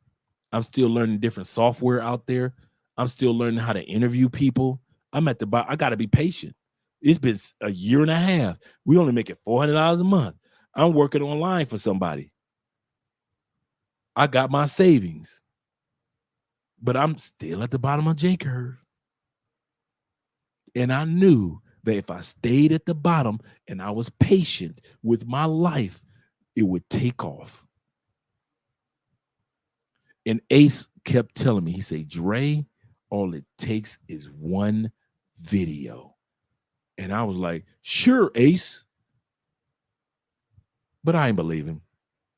All I'm saying is the white boys blow up on YouTube. A few brothers blow up on YouTube, but ain't nobody blowing up for real, for real. Now I'm seeing Flyboy Wade taking off. I'm seeing Ace taking off. I'm seeing the tech show TEC, my man Dave, channel taking off. I'm seeing everybody's channel taking off, and we're still sitting at 2,000 subscribers. Now, are we happy for all our brothers that were under 10,000 subscribers with us at one point in time? Of course. Of course. We're under our J curve. We didn't know about no multiple channels. Wasn't no AI yet, no YouTube shorts yet. They weren't paying that much because YouTube had just got out of the adpocalypse to where they took the advertisement away for a while, and you had to actually get the 1,000 subscribers and the 4,000 watchtowers. Before then, you didn't have to worry about that. You just got advertisers automatically with YouTube. So now the apocalypse hit, and nobody really was making money because nobody had the 4,000 yet in masses, just a few people. So we came like right after that time. And then at the end of the day, we ended up basically just kept on grinding, kept believing, buying the right equipment. Dude, we while everybody else got the clip-on microphones, the Bluetooth, we got the clip-on microphone, and it's got a giant wire going all like an 80-foot wire. So every time I connect it to the camera phone, we got this long wire. We're trying to figure out how we're going to put in our shirts, like, okay, how we're going to hide the wire. Okay, we got the microphone. She's got her part of the half with the microphone. I got my microphone over it. Bottom of the J curve. Go to sleep one day, and we had dropped the video on Mostly Money, our other channel. Ace said, all it takes is one video. We didn't believe him, but we kept on grinding. We had about 2,000 subscribers. We dropped one video. We never had one go over. We'd never had a view over 1,000 views. We dropped one, and it was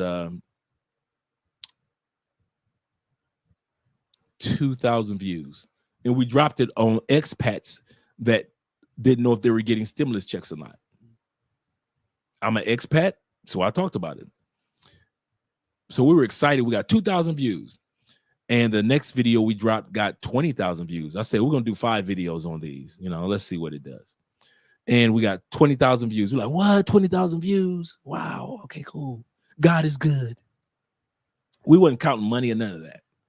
And we got the third video, dropped it, went to sleep, woke up the next morning. It had 464,000 views overnight. We're not even talking about the next days and beyond. We went to sleep, woke up to 460, because we were one of the first ones talking about the stimulus checks. And we were the only ones talking about it for people that were living outside the country. 465,000 views, and we were at 31,000 subscribers. And YouTube cut a check that month, just that month, for $33,000. And we never looked back.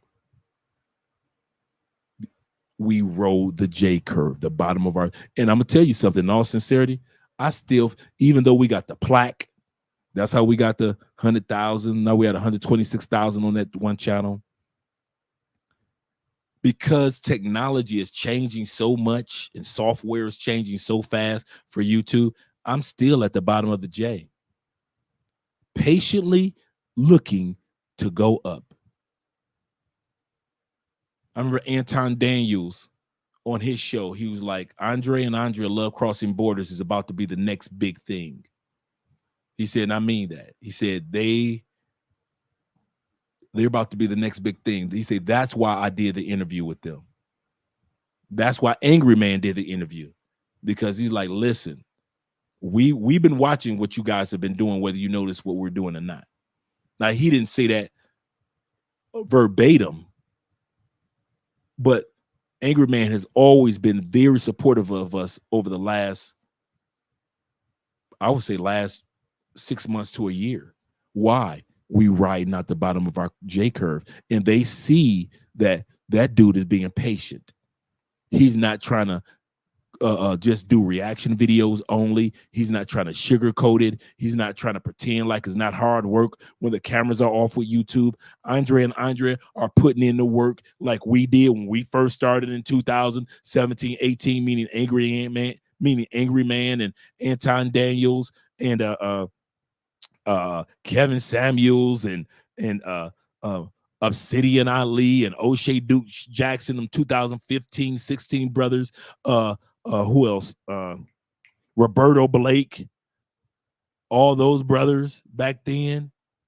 They see that we are from one of the few channels that's willing to ride the J curve. And if we got to ride the bottom of the J for 5 years, first of all, congratulations to Love Crossing Borders. Today is officially, it just hit me, our 5th year anniversary.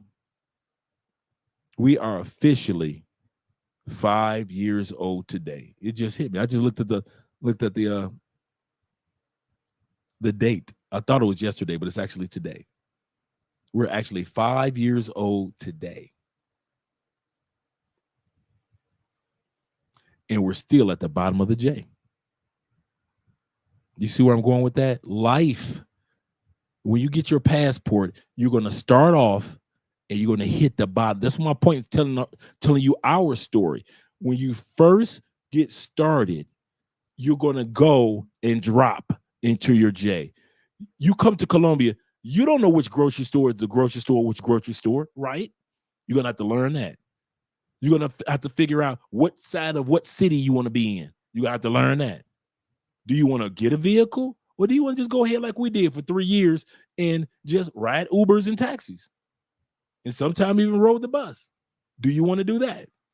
All this happens when you first move to another country. You ride the bottom of that J curve. Same thing with Zoom to Thailand, Chocolate Man in Thailand, all that. You learn the J, you ride the bottom of your J patiently. And that's the part about the bottom of the J curve. It's not comfortable. You question yourself while you're down here. Am I doing the right thing? Am I overthinking? Am I what's the term? Under, oh man, I forget the term. It's a business term. You sit back and you think that you could just go automatically. It's going to be whoop. No, hell no. Some of us have been at the bottom of our J for 5 years to this day. And we've been able, and think about it. We've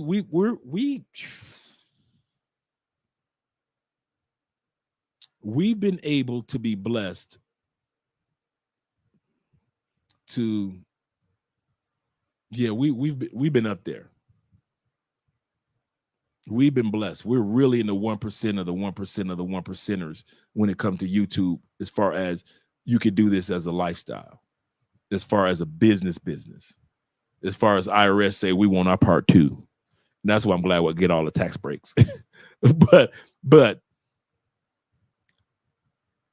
we all have to ride the bottom of the J curve. All of us.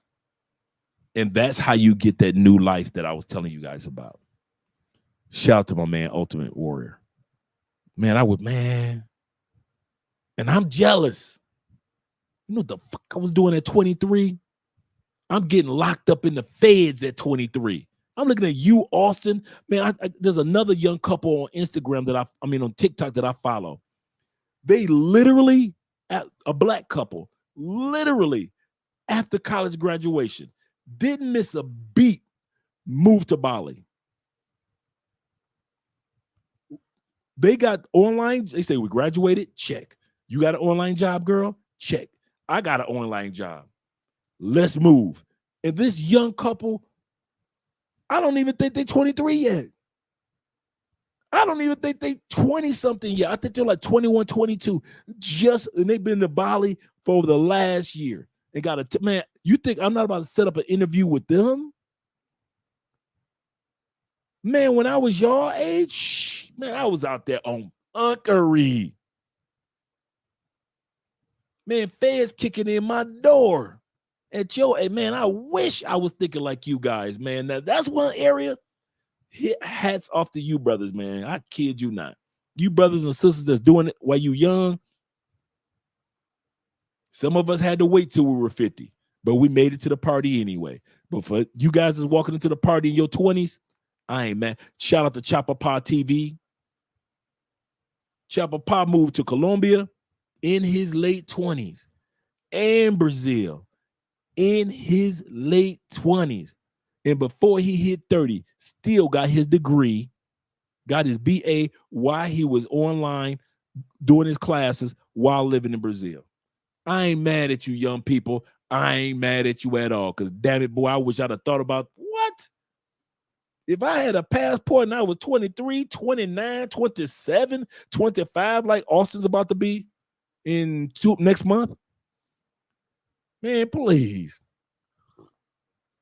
Shout out to you, young people. Shout out to my man Corey in the building as well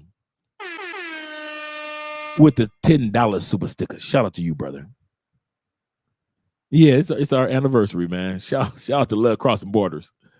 Shout out to Love Crossing Borders. Shout out to my man Alexis, who is a member and also a supporter with the super sticker. Shout out to you, brother. The coolest dude I know. Mr. Cool himself. My man Timothy, happy 5th year anniversary. Yeah, man. Yeah. In the immortal words of Kanye West, we wasn't supposed to make it past 25. Joke's on you. I'm still alive. Yeah, man. Thank you very much, Uriah, as well as Timothy. Yeah. Hey, if y'all put them I ain't got no problem with brothers putting them $5 super chats in there and cash apps. Celebrating the 5-year anniversary, man. Yep, this is our 5th year. We started in 2019. Man, I don't even know.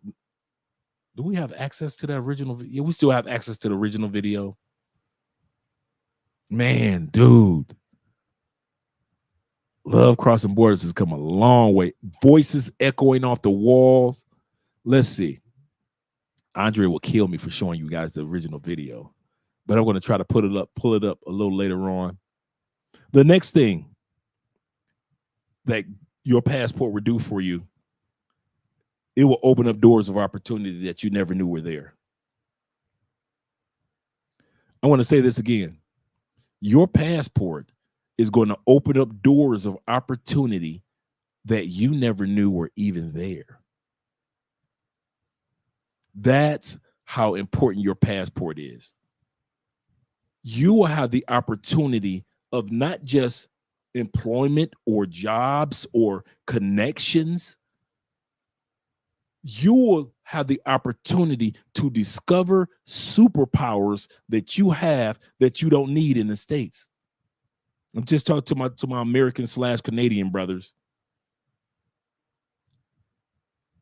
Yeah, I got states in UK too, I guess. Yeah, you're right. There are things about you as a human that you don't have to tap into. I'll give you a perfect example. Women in the United States, and no offense to women, it just is what it is. No matter what race, color, or creed, if you have a child, the daddy ain't gonna be there, you can get WIC. You can get Medicaid or Medicare. At one point in time, Section 8, child care, money for school, or a certain amount of training. You had all those things to fall back on just in case. It's just how the United States is set up. Nothing offensive. I'm just saying that.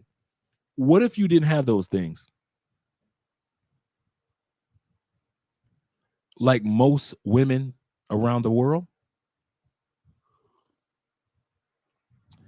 who have to fall back on their superpower.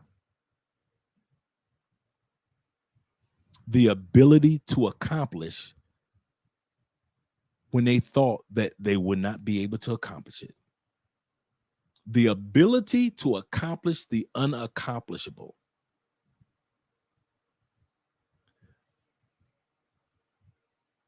When you live in another country, there is no, hey Keith, what you doing, dog? Hey, let me get $50 for gas real quick, dog, until I get paid on Friday. All right, dog. You know I got you back. Oh, don't be tripping because you still owe me $500. I ain't say nothing about it. Now yeah, that 50.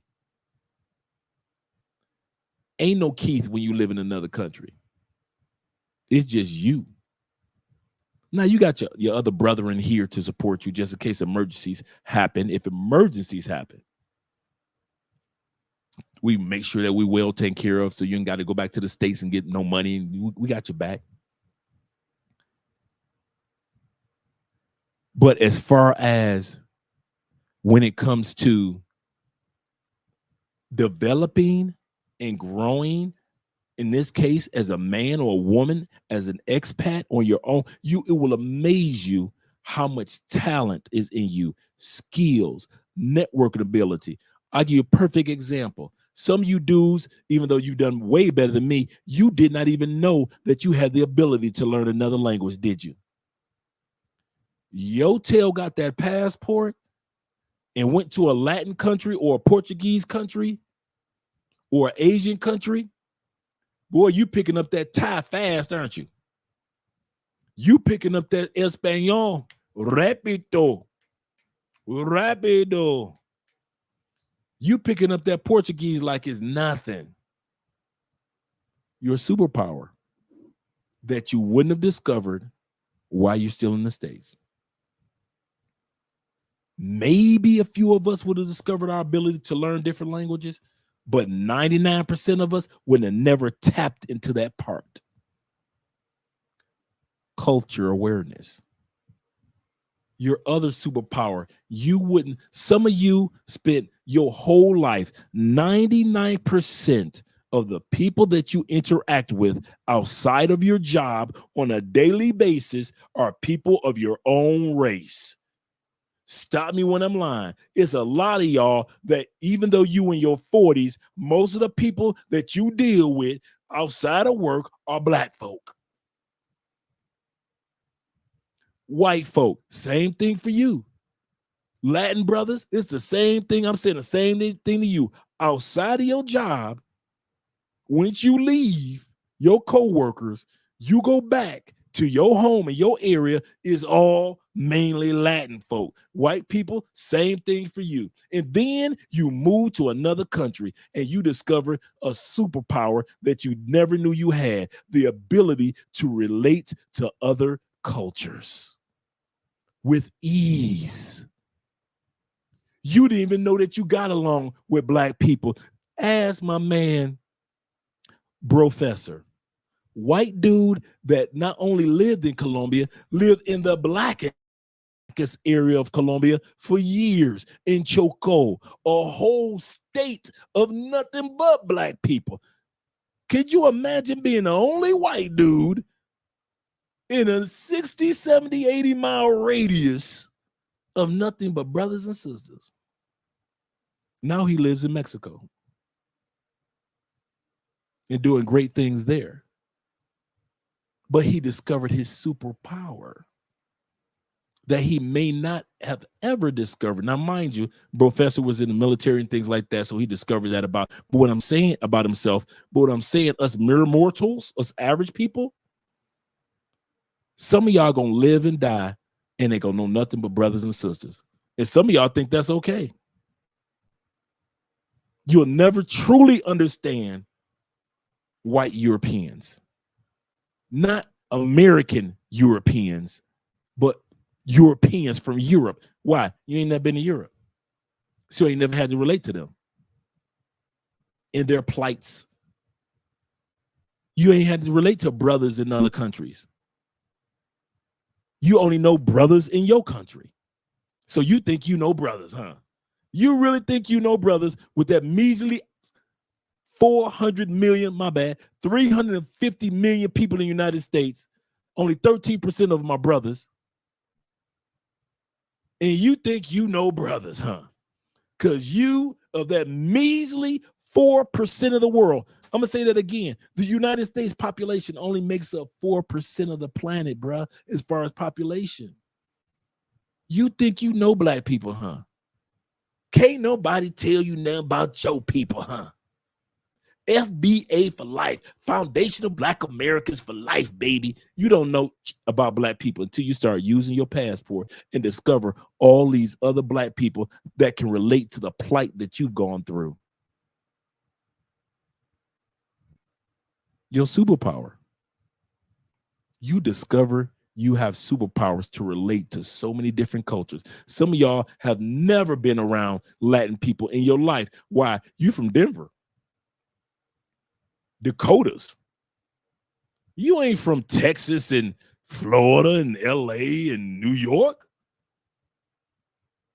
You from North Carolina, Kentucky. You ain't got that many Latin people where you from. Well, now you do with the immigrants, but I'm talking about prior to.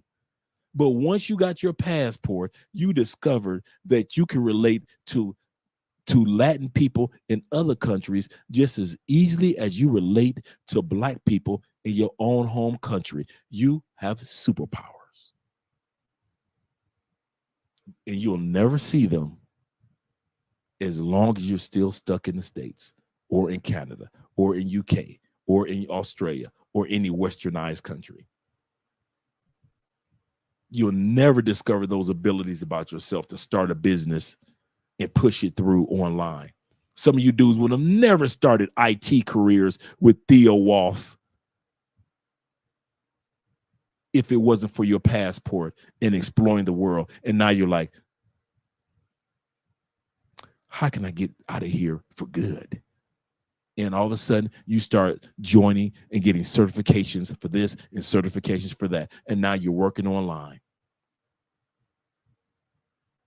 Your superpower. But as before you had your passport, you never tapped into many of your skills and your abilities to do some of the things that I just mentioned because you didn't have to.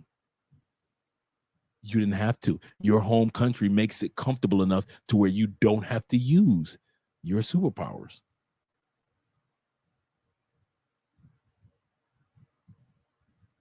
There's some things about you guys, yourself that you have yet to discover, guys. Shout out to my man Black Nubian in the building with the Canadian $5 super sticker. Shout out to you, brother. Shout out to my man David. He said 5 for 5. Let's keep it going. Yeah, man. Year 5. Shout out to my man Rich. New member, Rich. What? I already thought you were a member, Rich. I already thought you were a member. Shout out to you, brother. 5 years, guys. 5 years. It's been fast, too. It's been fast, man. Dude, y'all just don't know, man. We put in work. Oh, man. Is the Wi-Fi looking bad? It's freezing. Let me see if I change the Wi-Fi. Hey, guys, let me know if the Wi-Fi is looking bad.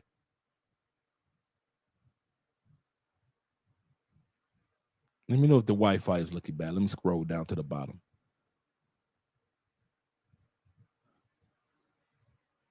Shout out to Alabama in the building.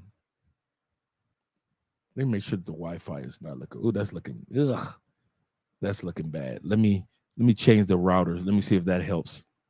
I might freeze for a minute, guys, but I'm going to change the router.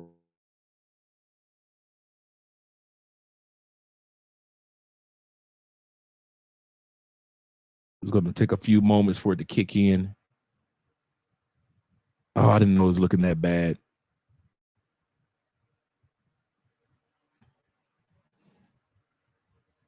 Is that starting to look a little better? Give it a few moments. Let me close these windows. Oh, did I drop? I didn't drop the link for Amazon. Let me drop that link for you guys for the Honor and Glory cologne. Let me drop that link real quick.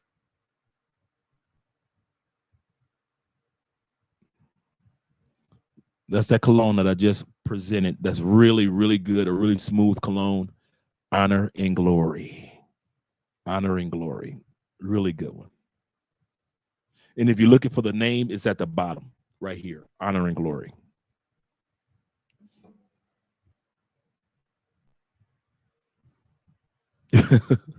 Shout to you. That's funny. I ain't mad at you, brother. Okay, I'm looking a little better. I'm looking a little better. Yeah, I'm looking a little better. Shout to you guys. Ah, that's still looking kind of. Hopefully, in a few seconds, it gets better. It starts to get a little better. I just switched the router over. Okay, cool. There we go. Okay. So as I was saying, let me close some of this stuff out. I need to keep that. I don't need to keep that. And let me close the Amazon out. And let's go to here.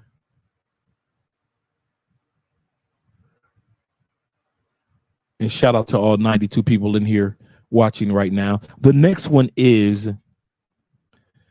travel is therapy. The other reason why you want to get a passport, I'm telling you, some things in your life you just need to get away from. Houdini wrote the song Escape, got to get away. I need a break. And it is so true. Sometimes you just I need a break. And you may not need to relocate. You just need just a few days of mental clarity to clear your mind. And you don't need it to just be on a Jamaican beach. You need to be away. And sometimes that's exactly what we need to do when it comes to our travels. Get away. Get far away. And that's what will benefit us compared to just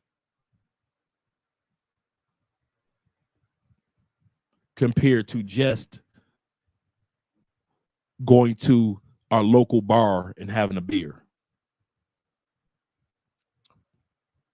The person that really coined this for me was Black Men's Travel Aaron.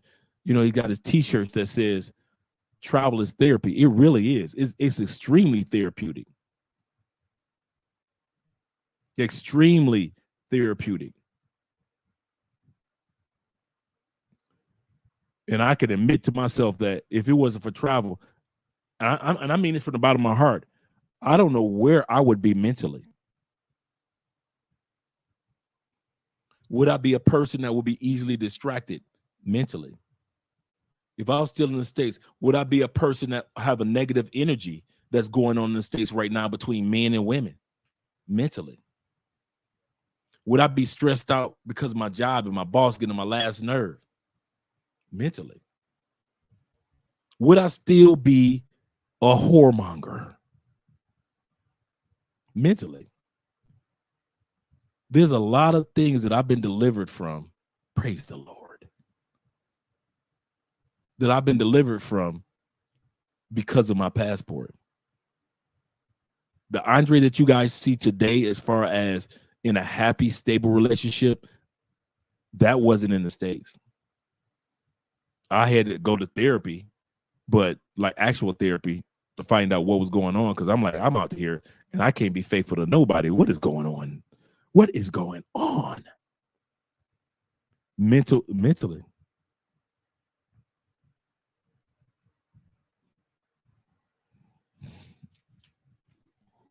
So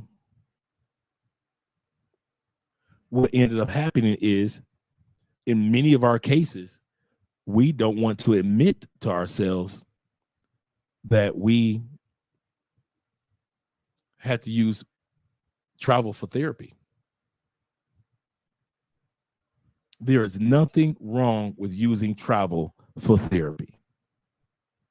Nothing at all.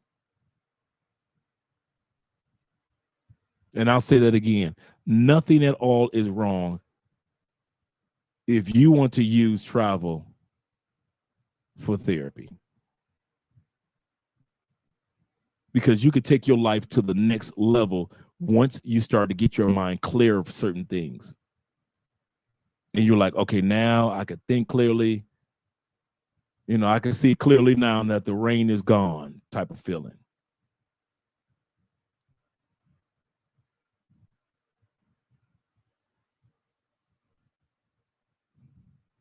So it's those type of things that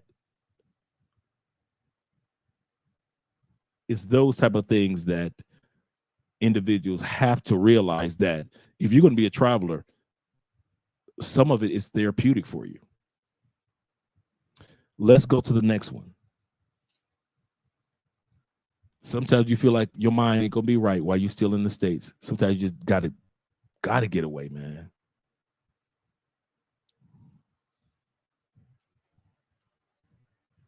Gotta get away.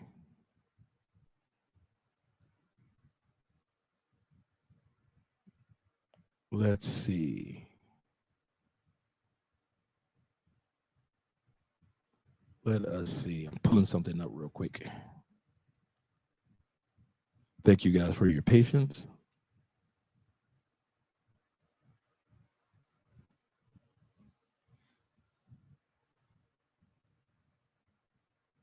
Yeah. Next one we're going to look at in regards to this list. I'm trying to, what I'm put. Yeah.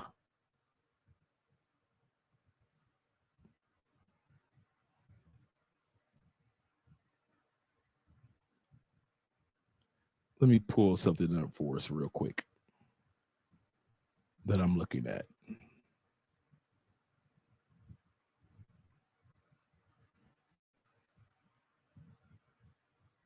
And let's see how the Wi-Fi is doing. It's not doing too bad. It's not the best of the Wi-Fi. It's freezing a little bit.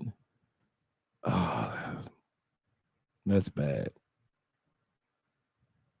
Let me see if I switch it back. Will it be better? Oh, it's okay. It's okay. Okay. Thank you guys for your patience with regards to the Wi-Fi.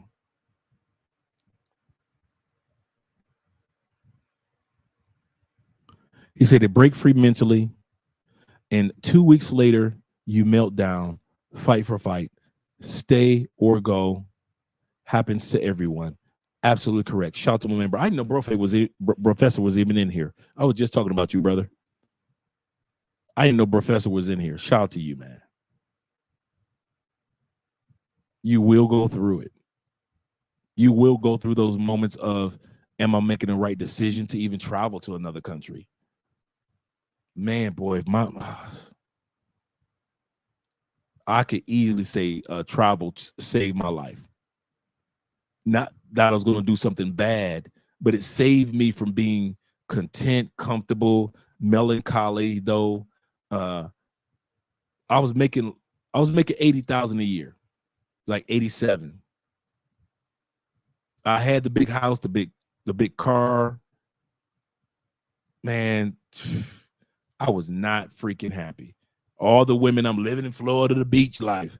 You're talking about a brother that was not happy.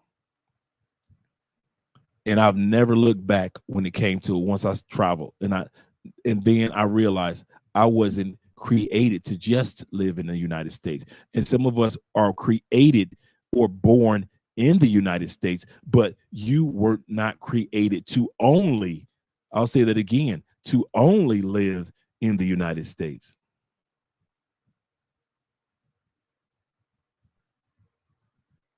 To only live in the States.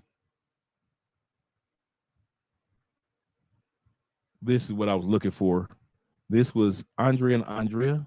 Let me pull this up in a second. Go back here. Present, screen, share. Get rid of that. Go back here. Go there. This is when we first started, year one. Our first videos.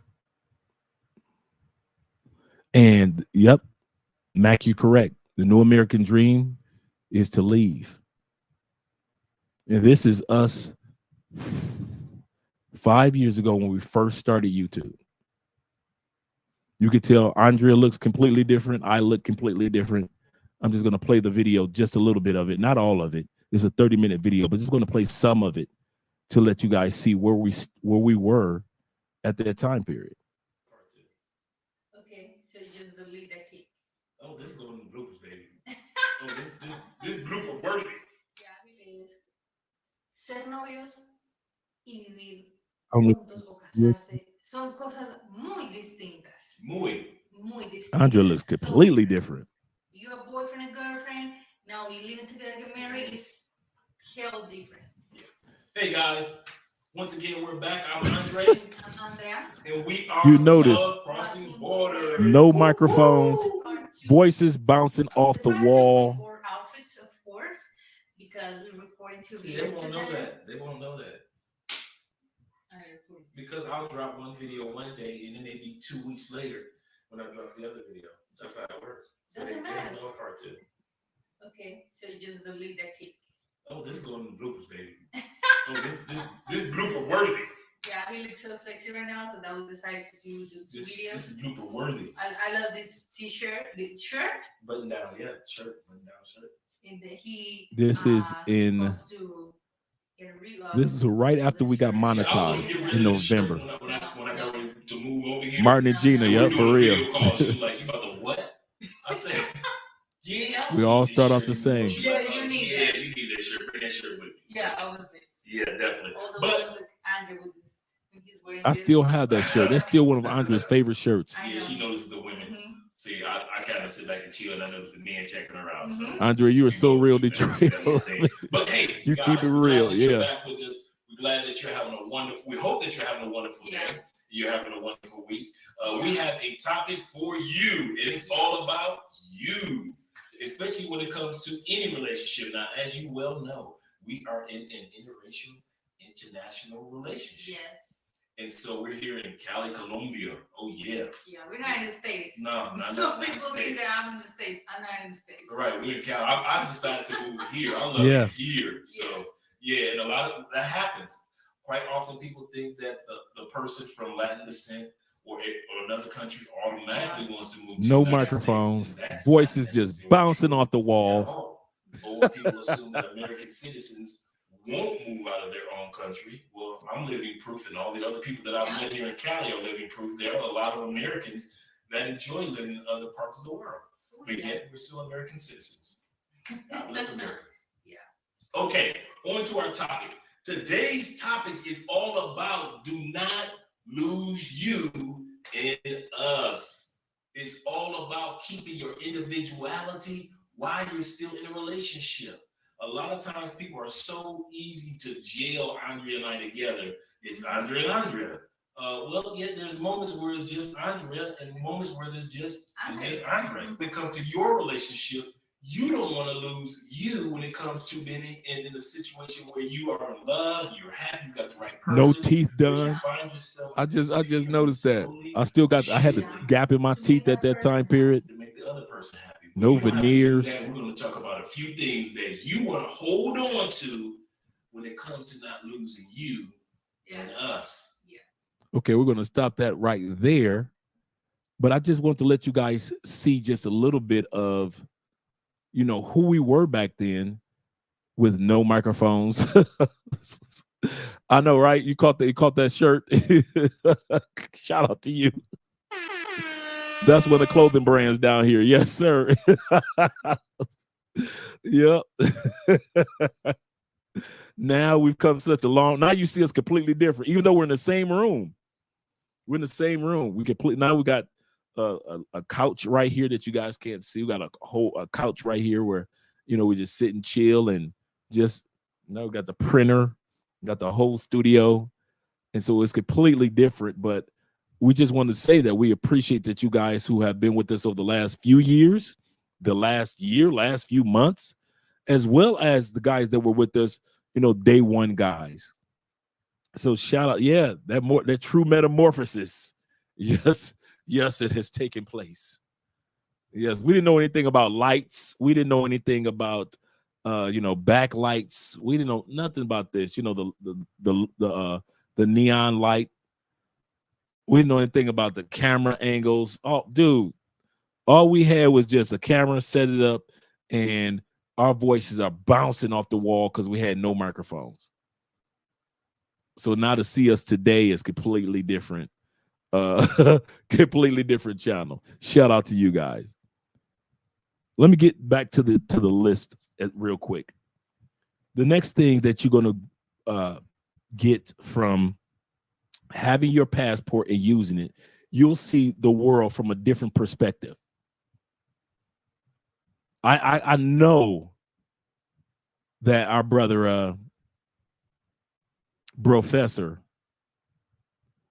sees the world in a different perspective than just the perspective that he has in the States. And a lot of us are like that. Once we leave the United States, we see the rest of the world from a completely different perspective. In other words, a different point of view. We understand it. It's not all about us. I think that's one of the things that we learn as Americans. Once we leave the United States, it's not just about us. It ain't all about us. Yes, in many areas, we are the best of the best, but in many areas, we aren't the best. In many areas, we aren't the only. You start to see our country and other countries from a different perspective, a different form, different level of understanding. For those of you who haven't traveled, travel. Kid you not. He said, once I leave the Matrix, hopefully next year, I hope the conclave next year won't be in the Matrix. When I'm gone, I'm gone. Shout out to my man, Timothy Bright. And for those of you who have not gotten your tickets to the Black Manosphere Conclave, man, listen. Get your tickets for the Black Manosphere Conclave because I will be there speaking. Theo Woff will be there speaking and doing a workshop. There's going to be some great guys that are going to be there. It's all a journey for us. Yes, sir. It really is for all of us.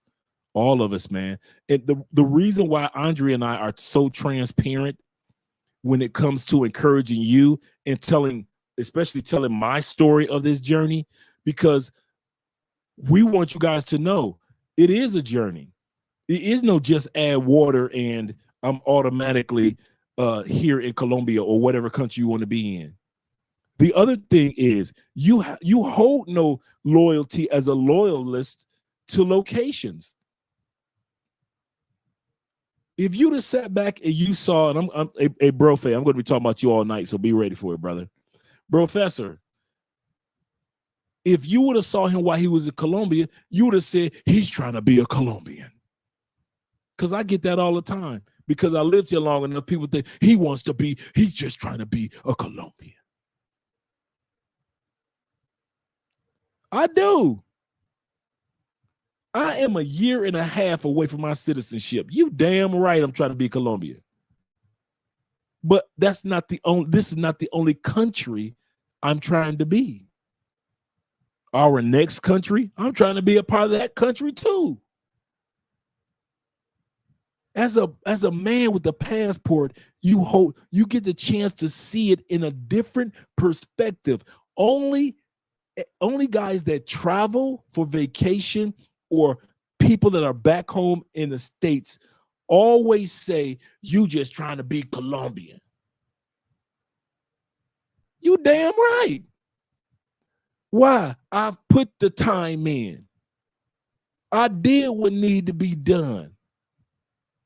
And when they sit back and they say, do the national anthem, and put your hand on the Bible, and you are officially a citizen, and I apply for my passport, and I'm officially Colombian. On to the next country. Don't you never think, because in America they taught us that you only can have allegiance or appreciation for one country at a time, that's what the rest of us who have passports think. No, that's what America taught you. That's what Brazil taught some people. That's what Italy taught some people. That's what other countries taught some people. If you're in Poland, you only owe allegiance to Poland.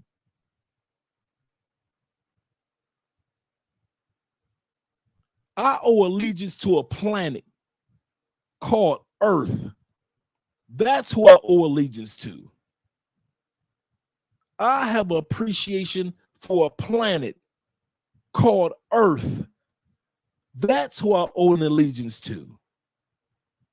I don't just owe allegiance and appreciation to one country. There are many countries that I appreciate the things that I've learned thus far from these countries that I didn't pick up in the United States.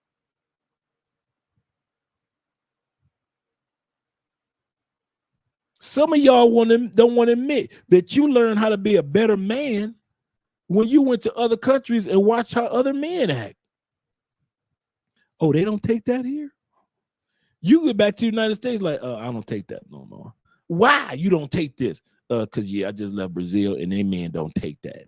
And so, therefore, I ain't going to take it. They taught me. I went to Dubai and their men don't take that. So, therefore, since I learned that men don't have to take that, yeah, baby, you need to get your stuff and move out my apartment because I don't take that no more.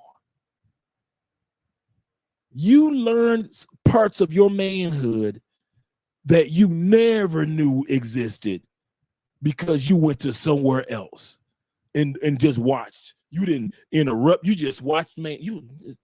So that's how Colombian men. Wait a minute.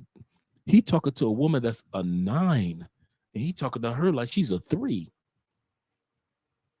In America, you don't talk to a 9 like that. Did he just tell her you can get the hell on? She's a 9. You would never tell a 9 to get the hell on in the United States. You get back to the States, it ain't nobody fine enough for you to put up with their bullshit no more. I am a 9, bitch, and I've been to Colombia. I done seen so many dudes kick 9s to the side. Yeah. Like I say, pack your shit. You got to go.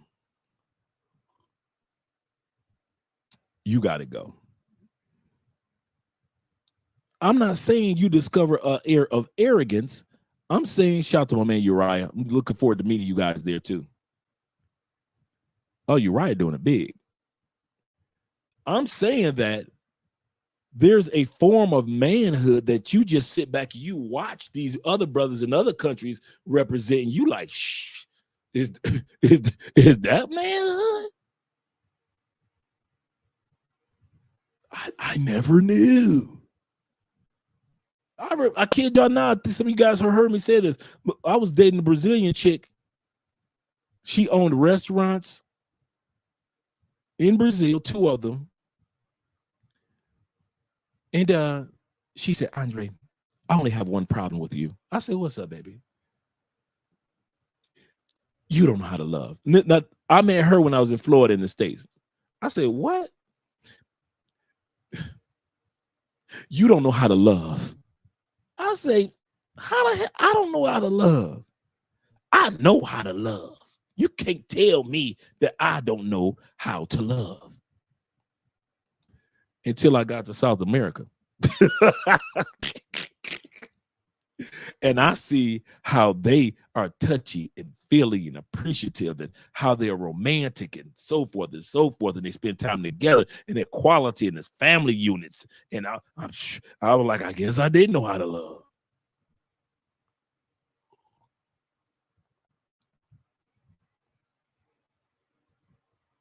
You can tell when you down here that our way of love in the United States is completely different from people in the South America form of love. You like, I guess I got some learning to do. Let me keep my mouth shut and my pen handy. I'm ready to learn. He said, we're driving the chicken bus from Mexico to the surf city of El Salvador. Oh, man, I ain't mad at you, brother. See, that's what I'm talking about. Your passport opens up doors of discovering things and location and enjoying things that you would have never did before. Chalupe says, that's like when you did well in school. Ninja said that you were trying to be white. I got that. Do you know where I got that from? You know who told me that? I was such an idiot in school. Like I'm like Anton Daniels. Anton said, I'm a C student. But those of you that know about Cass Tech in Detroit, it's the #1 school in Detroit. So if you're a C student, but you're going to the #1 school, you don't just go into that school. They have to accept you into that school, even if you're a C student. But shout out to Anton.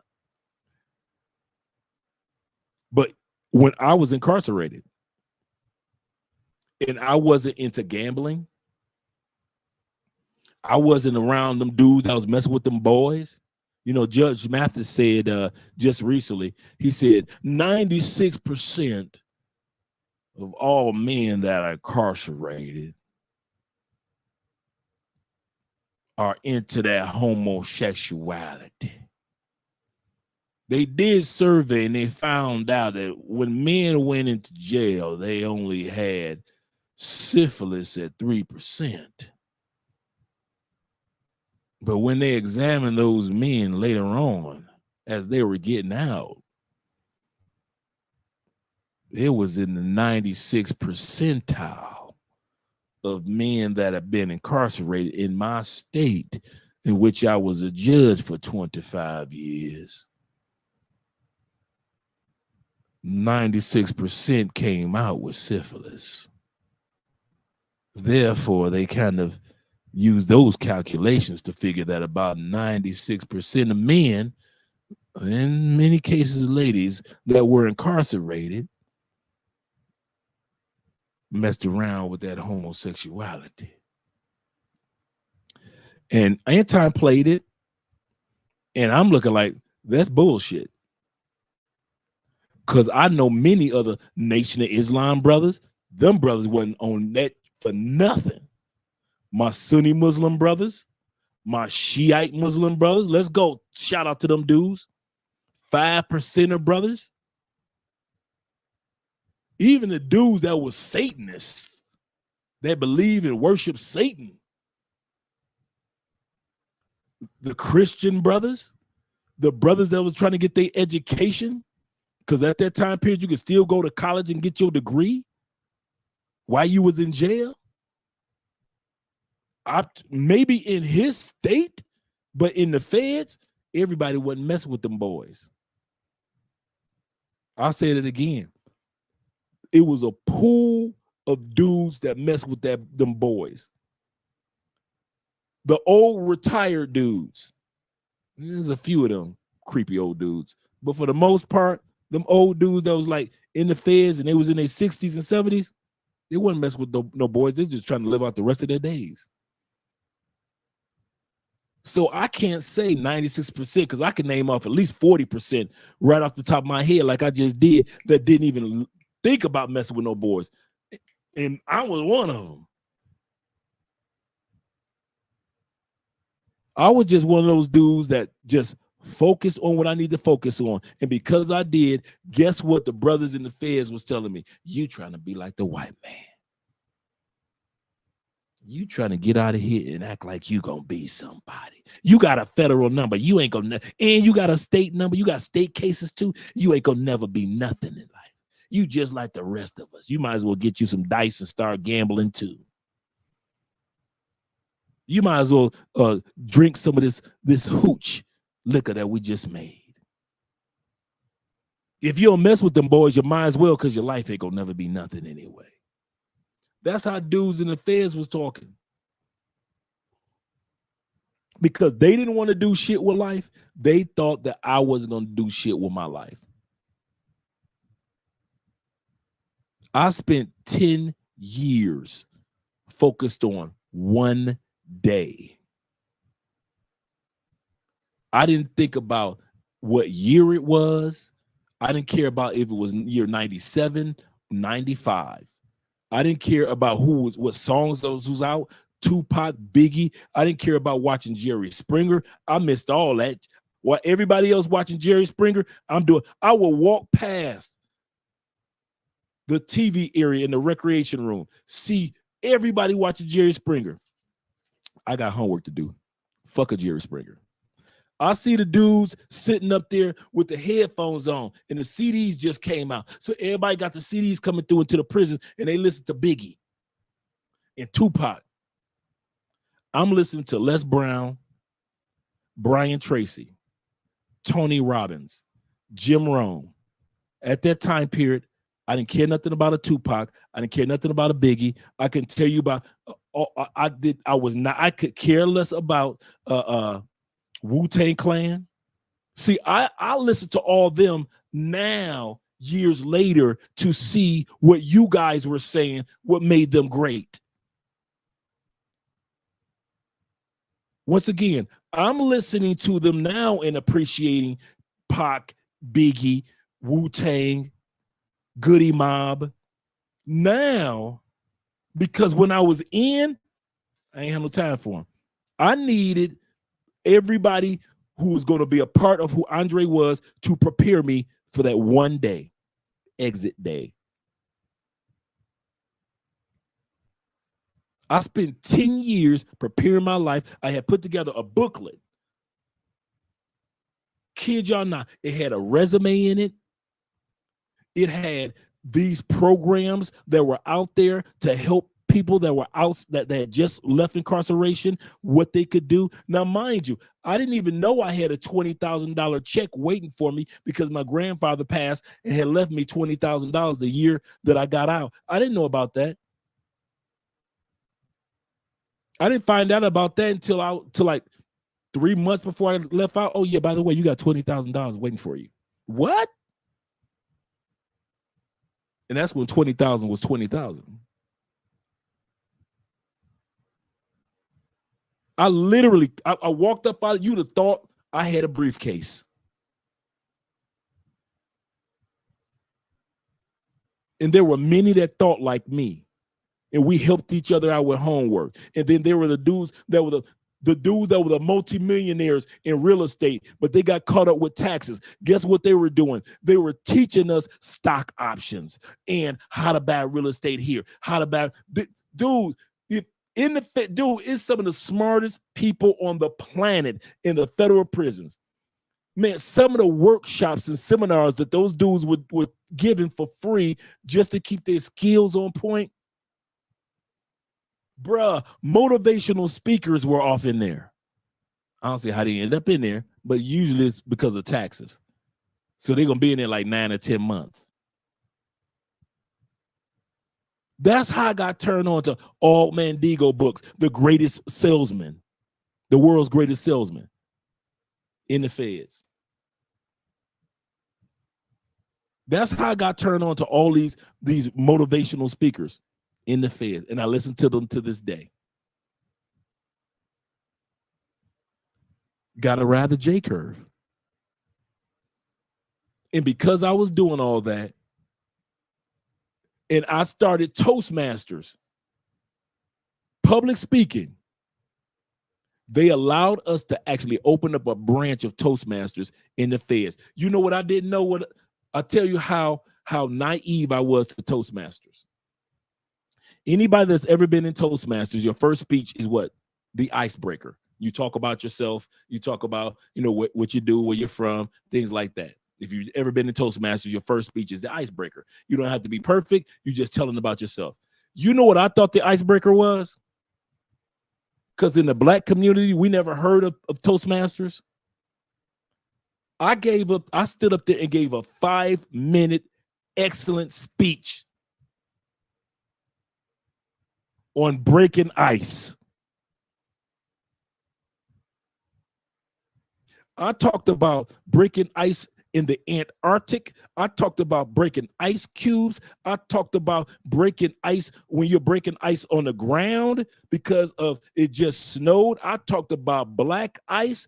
I talked about salt trucks when they need to put down the salt for the ice. I'm talking about every form of ice it was because I didn't know that what an icebreaker was. I didn't know that you talked about yourself. The guy that was the head over our little icebreaker group, public speakers, he stood up. He said, Andre, that was an excellent speech. But that's not an icebreaker. And everybody kind of like laughed and chuckled. And I'm like, well, what's an icebreaker? He said, all you need to do is just talk about yourself, where you were from, so forth and so forth.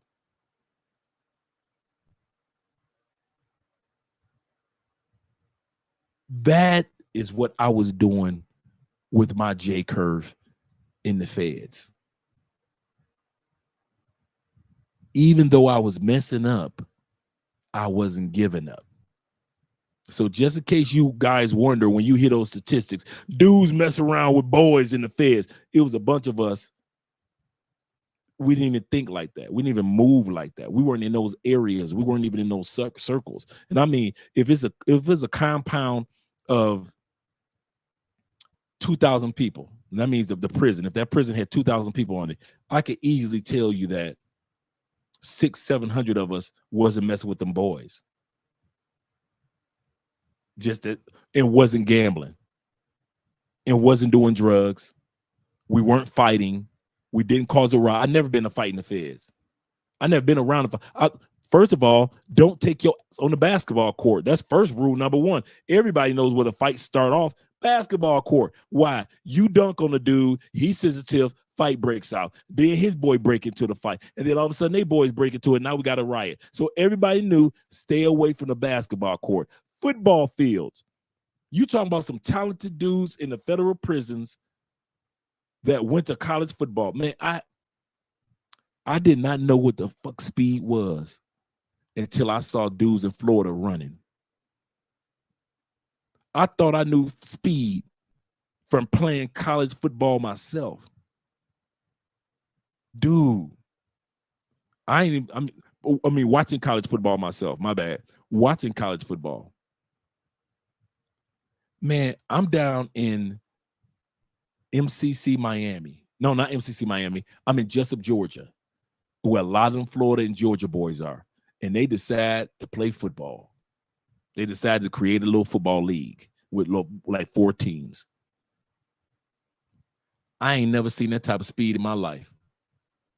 It's one thing to go to a football game and see it. It's another thing to see what the was. Boy, them Georgia and Florida boys got talent in jail. My roommate was the quarterback, Art Sleester. Some of you guys like Art Sleester. Wait a minute, like the Art Sleester that was the quarterback for the Indianapolis Colts, one of the first quarterbacks. That Art Sleester was my roommate. That was my dude. He got locked up in the feds for gambling on football games.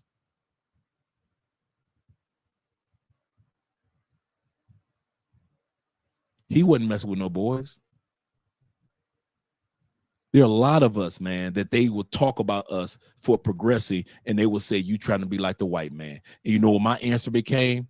I say, you're not watching my life close enough. I say, my goal is to make my life to where a white man, his children, his wife, a black man and a black woman, and everybody else says, I want my life to be like Andre's. That's my goal. Not to be like the white man, but the white man wants to see my life and say, hey, honey, yeah, that's where whatever he's doing, that's where we're heading. Andre's blazing a new trail again. We're going to follow that trail. I always tell dudes that you want to be like the white man. I say, you better watch closer. I said, I'm trying to get my life to the white man, black man, Asian man. Everybody want to be like me. I'm trying to do something where people say, I want to be like that. Watch closer. Kid y'all not, man. Some of us have spent so much time at the bottom of this J curve. We deserve to be. We've earned the right to move our way up to J. We put in the work. Yeah, right, no Diddy. right.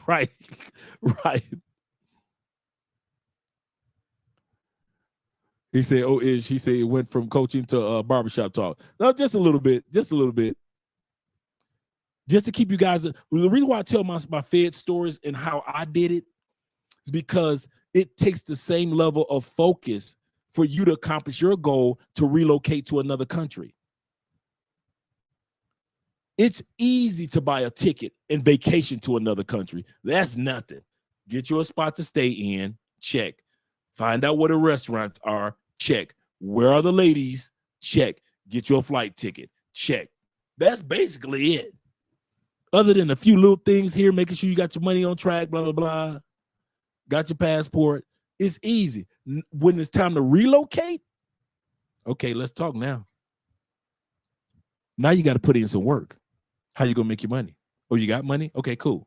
You going to have a bank account here and a bank account there? Oh, you got to have your bank account in both? Okay, cool. Okay, what area of the city you going to be in? Oh, you don't like that city anymore? It was cool for vacation? There's a lot of dudes that love Rio for vacation. But they like, I live over here. I don't live in Rio. Now, Copacabana cool, but I don't live there anymore. Why? It was good for when you were vacationing. Yeah, that's vacation me. Now me wants to live in. All new decisions need to be made. All new decisions. He said, I got that attitude when I went to Mexico. To Mexico. Shout out to you, brother. He said, I've been inviting by dozens. He said, I've been inviting dozens of guys for years. Family will not visit. That's how family did me in Florida. I told my uncle, I said, hey, Jeff, ain't nobody gonna come see us. He like, yeah, we live in Florida. Everybody gonna come down to Florida for the beach. I say, watch. In 14 years, 16 years actually, of being down in Florida, 2 relatives came to see us. My sister and our cousin. That's it. That's it. Always something about cartel activities. Ain't that where the cartel at? You can get kidnapped. Name one country Americans don't say they go get kidnapped. Hey, you want to meet me in Belize? Don't they? You can get kidnapped in Belize. You want to go to Brazil? You get kidnapped in Brazil. Okay, you want to go to Portugal? Ain't they kidnapping in Portugal?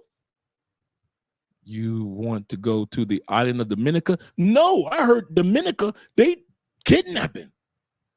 Okay, how about Dominican Republic? No, they kidnapping there too. Name one place Americans ain't scared because they think somebody wants you. Don't nobody want your ass. We've been traveling to a lot of countries. It's only been a few that have been snatched up, and usually they in a situation dealing with a woman that they shouldn't be dealing with, and she got them caught up. Ain't no you just walking down the street and 2 henchmen just grab your arms like in the movie, and they just lead you to the car. Yeah, I ain't seen nobody just all of a sudden you in Medellin in a van open up and dudes in hoods just pull you into the van, never to be seen again. The only time we've seen dudes get caught up is that they meet a chick on Bumble, check. Or swiping right, check. She says, I got a car waiting for us that could take us to the other side to a really nice restaurant. Okay, sexy, whatever you want, you so beautiful. Jump your happy tail in the car, never to be seen again. That's the only kidnapping that we see. Dudes that get caught up with the wrong woman who he shouldn't have been messing with from the get-go, sadly. Americans think that, hey, Canadians, don't think that y'all safe. Where you going? Canada? They kidnapping in Canada. You're going to get kidnapped. Americans think that every country, the Americans are so naive, they think they can get kidnapped in Hawaii in their own country. You better watch it in Hawaii. What? you can get kidnapped.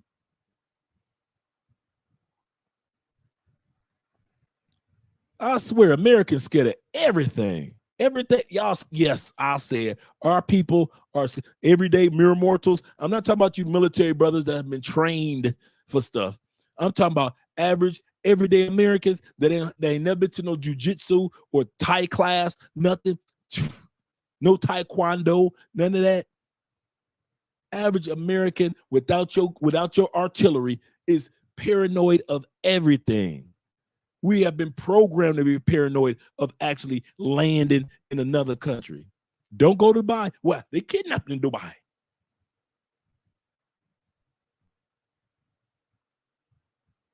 Don't go to the other side of Medellin. Why? They kidnapping on that side of Medellin.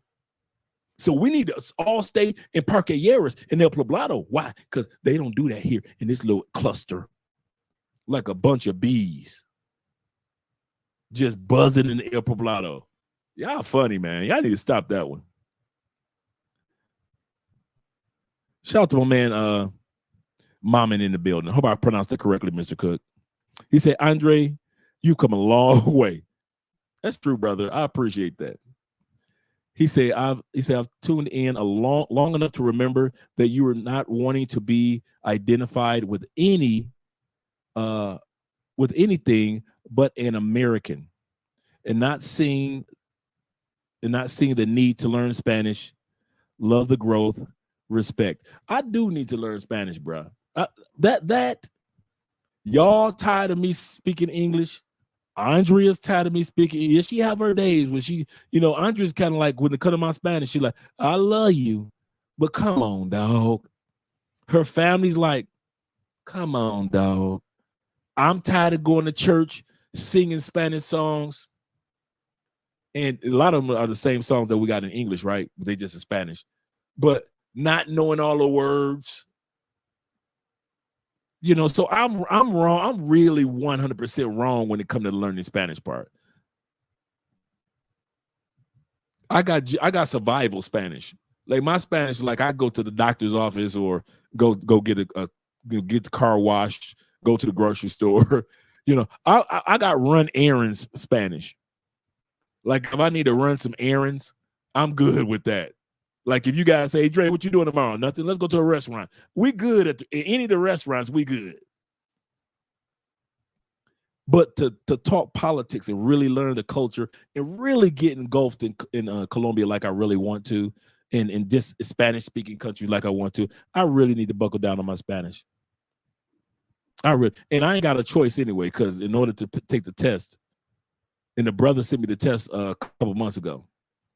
So I actually have the actual citizenship test, and it's all in Spanish. So if I don't know Spanish, by the time it's for me to take the citizenship test, yeah, I was in trouble. So yeah, I appreciate that, brother. I really do. Shout out to my man, Black by Design, in the building. He said, what's up, coach and chat? Sorry I missed your missed your class last week. Just stopping through to show my appreciation to you and all that you do. I can't wait until I get through this class. Passport bros, we up. Yes, sir. Yes, sir. Yes, sir. We up without a doubt, man. No matter what people try to say about us, we up. Hey, if y'all think it's gonna change in 2024 or 2025, they gonna all of a sudden like us and accept us. Nope, they won't. The more they see men progressing and you're traveling and showing receipts of the fact that you're actually doing it and you're not just talking, man. Yeah. Yep. I learned stock options in the feds. I was good at stock options too. I'm pretty good at stock with options. I was proud of myself, man. There were Spanish classes in the feds. I mean, it would amaze you how many prominent people that got locked up in the feds that were bored and would have classes to keep from being bored, because they had all this knowledge of the stock market or whatever it is. They were living proof that you can make 150 million. They just didn't pay taxes. So their skills were correct. It's just that when it came to paying Uncle Sam, they got caught up.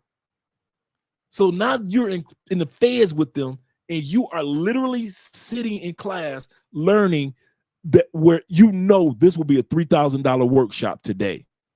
If these individuals had a suit on and they were on a platform, it would be $3,000 for them to teach us what they were teaching us for free in the feds. So many instructors, man. It was crazy. Yeah. That's another thing I'm looking forward to. They've got Toastmasters here. That's what's called Toastmasters International. They got Toastmasters here in Colombia. They got a big one in Bogota. Thank you guys for joining. Appreciate that. Once again, today is a 5-year anniversary. He said, hell, no jail isn't for me. No, it wasn't for me either. Don't get me wrong. It wasn't like I was dancing in the streets.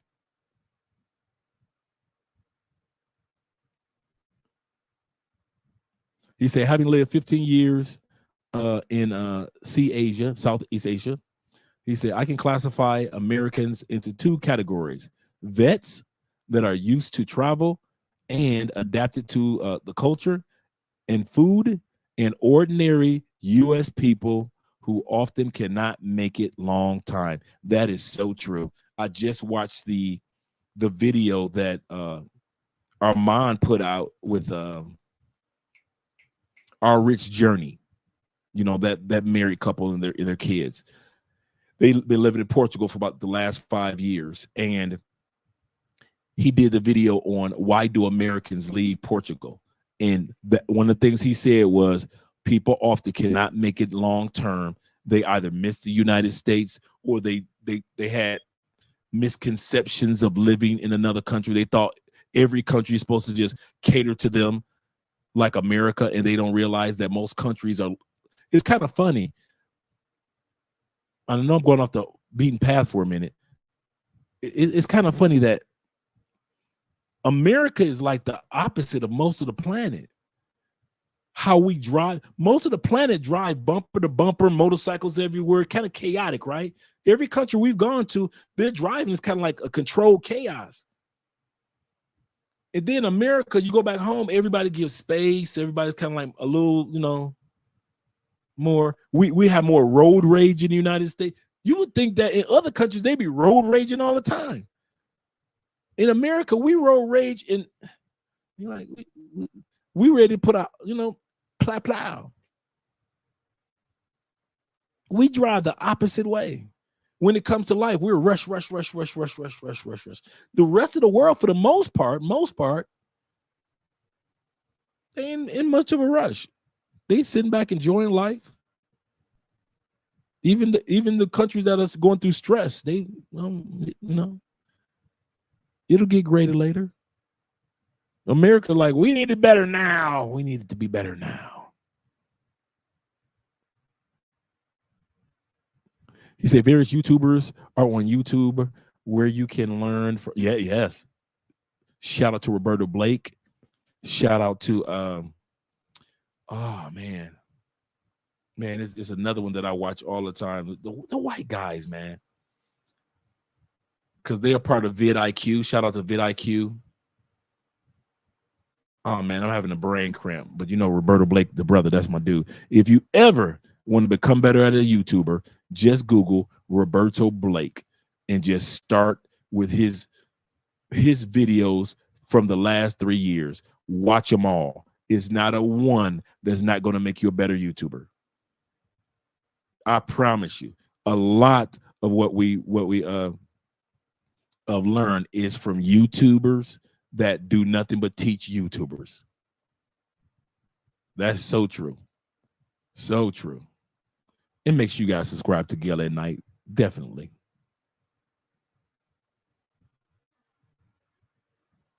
And the last one that we have in regards to your passport is number 7.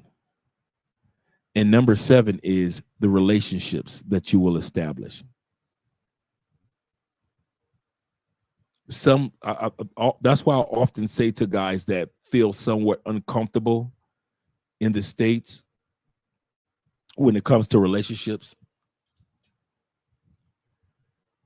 And I'm not talking about guys that's like, you know what, the way dating is, I feel kind of awkward. I'm talking to us brothers and others that are in the States, and we can smash everything. Everything. Ladies in the States, I'm going to say something. And this part can be clipped because I probably clip it and send it out myself. Ladies in the States, I want you to know something. There are a lot of us men, we appreciate you giving us easy sex. Good looking out. We do. But other than that, you gave us nothing else. Yes, I did. No, you didn't. You didn't give us an easy meal. You didn't give us easy peace. You didn't give us easy respect. You gave us easy sex. And as a man, we took it. But when it comes to getting a meal, respect, or peace, we can't get that easily. So we go to where we can get that easily. Now, if we only want to have sex, we know America is one of the kings of the hookup culture. Ladies, you can't tell us you ain't throwing a coochie out there to us like that. You want to be, women, ladies, hear me out. The worst thing that ever happened to your coochie was feminism. The worst thing that ever happened to your coochie, why your coochie is so beat up right now, why it's just swinging in the wind, why your coochie lips longer than my fingers, feminism. It told you that you could be sexually liberated, equal as a man, and you could go out there and you could have just as many lovers as you want. And you know what us men say? Bring it on, boo. If you ever think we have a problem with you being sexually liberated and we being able to have all the sex we want with you, your girlfriend, and your sister, and your mama too, we ain't never complained about that part. But ladies, when it came to the respect, the cooperation, and the peace, you didn't give that to us as easily and readily as you gave us your coochie. You will spread your legs open for us faster than you close your hand and pray for us. You will drop to your knees and give us some head instead of helping us get ahead. You don't know what you're talking about. I'm telling you from the perspective, ladies, from what us men have been experiencing for the last 40 years. You've made sure that we got easy sex. If we can't get nothing in the United States, so when y'all try to say we're dusties and we can't get no woman, no. It's not that we can't get a woman. It's the fact that we can't get as easily the respect, the peace, and the cooperation that we get when it's time for us to lay you down and bend you over. You let us do that easily. But as soon as a brother sit back and say, babe, can you make me a sandwich real quick? I ain't gonna make you no. Wait a minute. What's my last name? I don't know. Wait a minute. You let a dude that you don't even know his last name run up in you the last 6 months and I can't get a sandwich? You see where I'm going with that, ladies? So when men got tired of just being able to run up in a woman, not all women in the States, of course, but enough of y'all to fit the bill. Not all, but enough of y'all fit the bill of what I'm talking about. What happened is men had to use their passports to find women that weren't just only going to give us easy sex, but women that if we did get that, because Colombia is not a quick hookup culture. For all you guys that haven't been to Colombia yet, I'm here to tell you, party girls, pay for play, scammers. Yes, you get the quickest sex from them. Party girls, pay for play, scammers. They give you the fastest sex. The other 90-something% of Colombian women, you are not getting it the first night. You could forget about that. And Colombian women will tell you that all day long. This ain't Brazil, bruh. This is not Brazil. Back to our regular scheduled programming.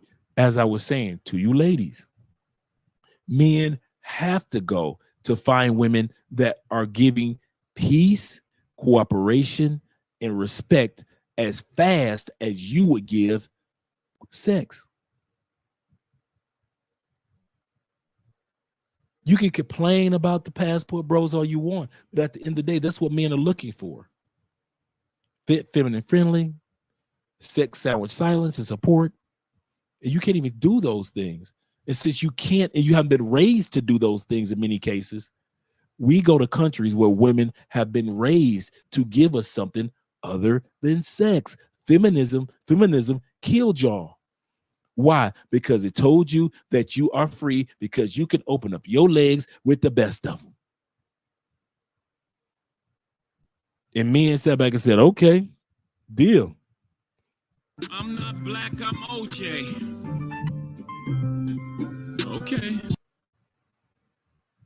You want to open up your legs to us? We used to have to work for it, but since feminism told you that you can spread them open and ain't nobody gonna judge you, we dang sure ain't. Spread them, ladies, spread them. And that's what y'all did. And that's what y'all still do. Y'all 15, 16, 19 bodies deep. And you think we go complain? Hell no. All that free coochie running around the United States. Y'all love throwing y'all legs up in the air for us with no consequences, with no questions. You don't ask us what we doing. I was watching a live stream the other night. Anton Daniels and them were live, right? And I'm about to wrap this up because I know it's getting late in the States. Man, listen, you had a female on there. She had just got $1 million house built. Go ahead, sister. Oh, mind you, she's a stripper. Stacked her money. She has a career on the other side. She stacked that money, bought $1 million house.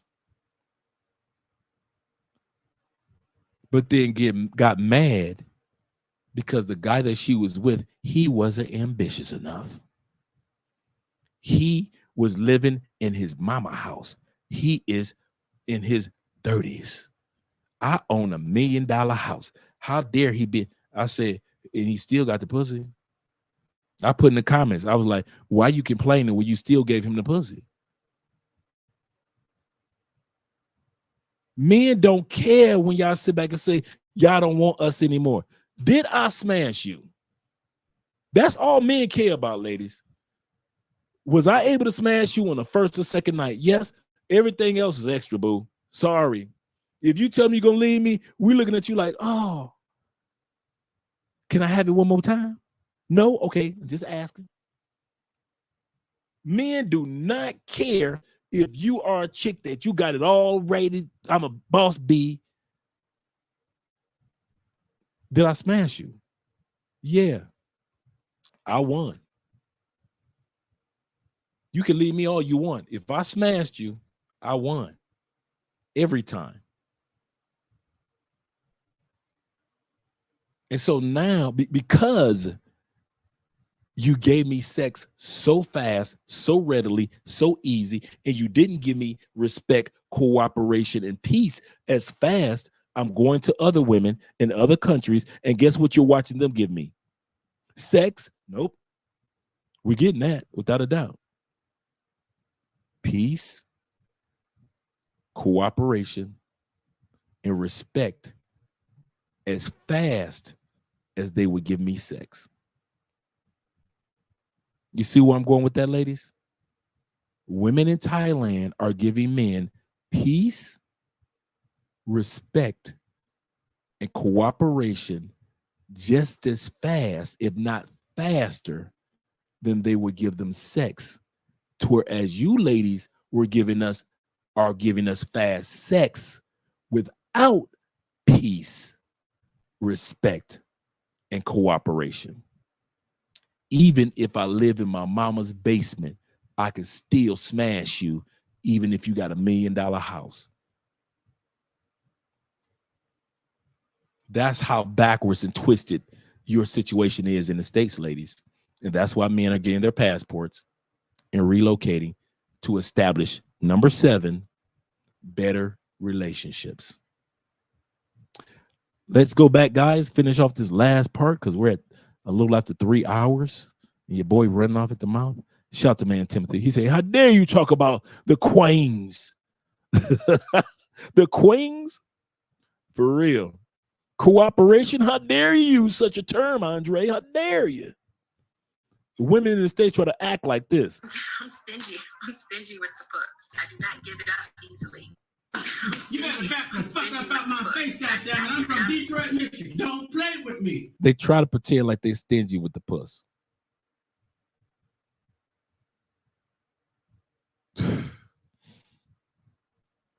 There are very few women that I met in my life that was stingy with the puss. We've all had that time with a female try to pretend like she didn't want to have no sex, and you like, okay, cool, and you let her go. But most of them, panties dropping. And as you grow older as a man, you like, been there, done that. It's not like you're tired of sex. It's just like you feel like, been there, done that, been there, done that, been there, done that.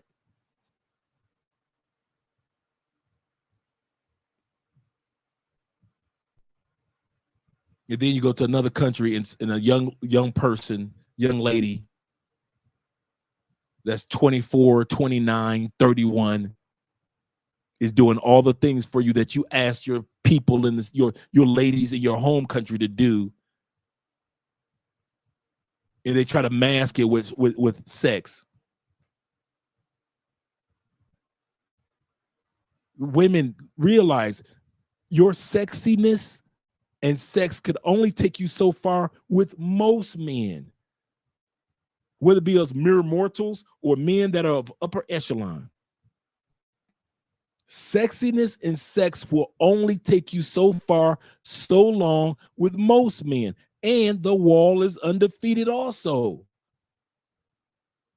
If you ladies in the States would only had, it's too late now, only had mastered sex, yes, but giving just as fast, just as rapidly. I would rather have met a woman at a club,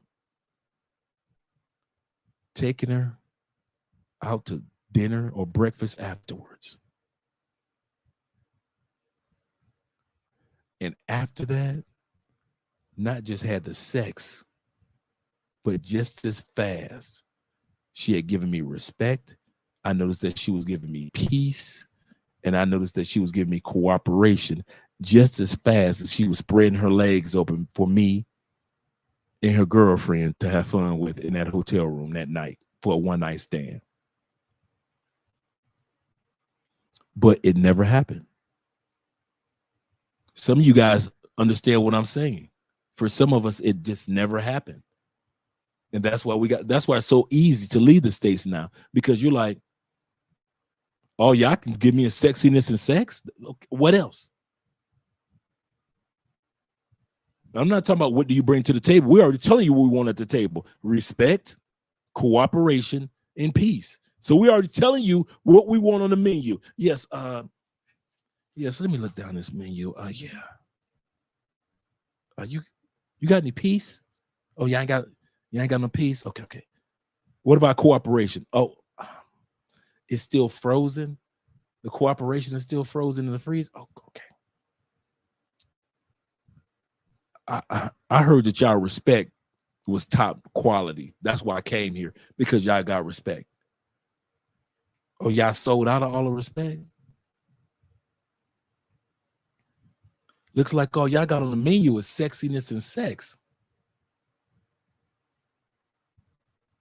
So I got dressed, drove all the way out here, got a pocket full of money, and all I get is sexiness and sex. Could you thaw out some cooperation? No, the cooperation is frozen for the night. Yeah, y'all said that y'all ran out of peace and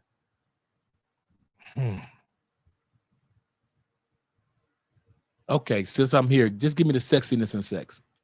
Yeah, I'll take that. That's what it's like for a man in the United States. Not with every woman, but enough for you ladies for us to notice. Let's get ready to head up out of here, guys.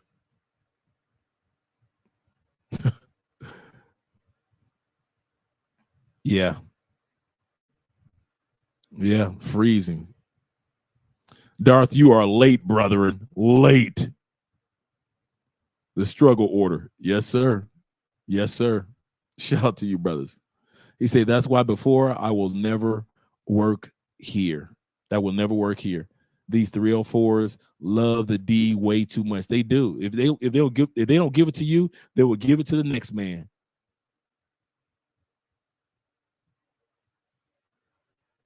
It'll amaze you how many women in the States are, bruh. It's amazing how many women in the States will throw their legs open without knowing your name. Or you know their name. Dude, they are throwing it out there.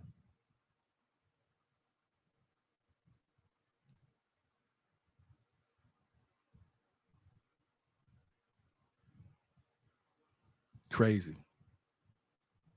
Crazy. I kind of paused because I was just thinking of having a flashback over my life and just thinking how disappointed I would be if I was still in the States dating.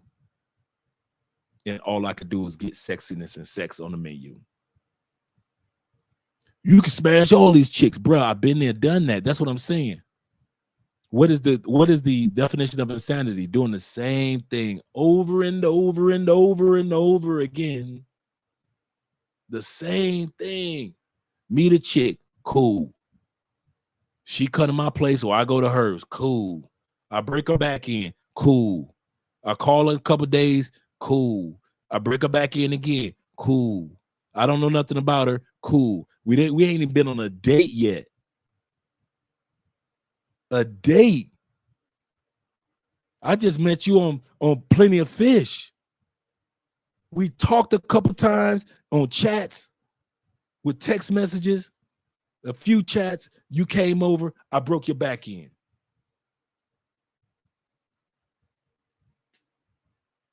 You in town for a convention. I meet you on Plenty of Fish. I smashed them chicks too. You in town for a convention. Your husband back in Oklahoma. What you doing tonight after the convention? I'm coming to your hotel room.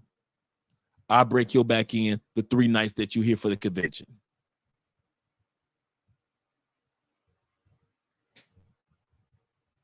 When I say, ladies, that there are those of us that are like, you got to come with a new trick. You got to get a new pony, a new something. Because sexiness and sex ain't going to keep working. Not for us dudes that's been there, done that. That's why you see dudes that's usually in their 30s and 40s and 50s. They're the ones that's getting their passports because we done ran through y'all enough. And we know what tomorrow morning when we wake up, ain't nothing going to be waiting for us on the menu but sexiness and sex. It's the same thing as we're waiting for us for the last 30 years. And you're like, enough is enough. I've been getting sexy in a sex meal. I'm 50 for 30 plus years. How much more am I supposed to eat the same things off the menu, ladies, in the United States? You sexiness. Check. You got the sexiness. And you giving up sex. Not all of us, enough of you are to notice, to have an impact. But it's never enough of you that's noticeable, that's giving peace. You notice that, ladies? There's never enough of you that's noticeable, that's giving cooperation. You notice that there's never enough of you that's given rapid respect. You notice that? These are the areas where you're competing, not the sex. Yeah, Pookie and vacationers, they're going to Colombia for sex. Do your thing. DR for sex. But I know dudes that have gone to DR, and even women that have gone to DR, and they're in relationships with people that have respect for them, peace for them, and cooperation, which they couldn't even get back home. But when it comes to giving up that sexiness and that sex, just add water in the States and you can fuck somebody. That shit being in that hell, boy, when you reach a certain stage of life that only getting sex from chicks is literally living in a hell of repetitiveness. You tell me you couldn't find? No, I couldn't find. All 50 states. Why should I have to go from state to state when it should be a quality woman in my state? It should be quality women in my city. It should be a woman that could say no in my area. Some of my coworkers should have let me smash. Dude, I got so many coworkers smashing stories. Married and unmarried. Ladies, y'all just don't realize that women's lib and that being my sexual freedom, man, that fucked y'all up. Y'all shouldn't have never fell for that one. That was the biggest trick that you ever fell for. Well, y'all sisters, y'all should have let them white girls do that since they want to throw their bodies off and throw their bras away. Y'all wasn't doing that in the 70s, were y'all? Y'all looked at them white people on TV watching them crazy white girls, and y'all look like, I ain't throwing my bra out there. Y'all didn't do all that in the 70s. I was around for it. My mama didn't want burning no bras. LGBTQ came about. Y'all let LGBTQ go about that business. Oh, y'all, okay, all right. Y'all do y'all thing. Sisters was over here doing their thing, whether they were with brothers or not. And them white girls talked y'all, and LGBTQ talked y'all into joining their movements. And guess what LGBTQ told y'all? Now they like, you ain't a real woman. I am. And y'all looking at the gay dudes like, wait a minute, we helped y'all get rights. And now my right is to be you. So I want to be you. They got the technology to change my body, and I can look like you. The same black women that fought for LGBTQ now don't even consider you real women. You got to argue over, now y'all having conventions and everything. What's a real woman? What's really a woman? You don't see that shit with no man. Ain't no meetings about what's a real man. Men be like, get the fuck out of here with that. So you'll never see them do those meetings on TikTok and it's we're having a debate over what's a real man. No, it's always those debates over what's a woman. Why? Because y'all co-signed that bullshit. We didn't. Not saying anything about the LGBTQ community, but what I'm saying is y'all sisters was walking out there with the picket sign for the white people and the white women. Y'all did that. And then the white women taught y'all, we're free. We're sexually free. We're going to throw our coochies everywhere. And y'all was like, that what we going to do? Yes, let's free sex. We can do whatever a man can do. Y'all sisters looking like, this ain't what we didn't sign up for this. Aren't you with us, sisters? And y'all ease y'all ass on out there and start throwing y'all coochie to every brother and every other that you can see. And now y'all want us to respect you? You fell for that trick. We didn't. We tried to tell y'all, leave them white girls alone and let them do their thing with the women's live movement. But y'all want to be all happy and join your happy ass off in there.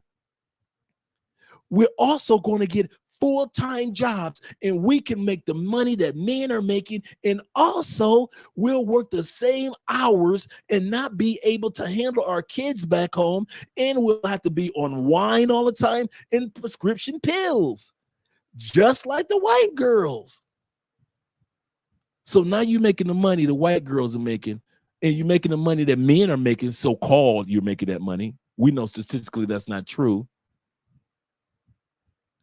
But y'all ain't built for working 12-hour days every day, are you?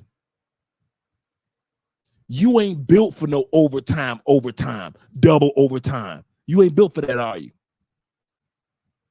Ain't no fun, is it? Sitting in an hour and a half traffic. You ain't see, men come home and we ain't telling you that part. We come home and we just compress. How was your day, babe? I had a good. Can I get a beer, babe? We ain't tell y'all, listen, you don't want to be in that traffic for 45 minutes, baby. Coming and going in this heat, in this Alabama heat. But because we didn't tell y'all about the difficult parts, because men keep things to themselves, y'all think just because the money part, y'all could be equal to us. We are going to make equal money to him, and we could do that. Okay? Come on. First thing, bring your ass out here in this morning traffic. Come on. What my ass? Bring your ass, girl. You want to be a man? You think you can do what men do? Bring your ass on out here in this morning traffic.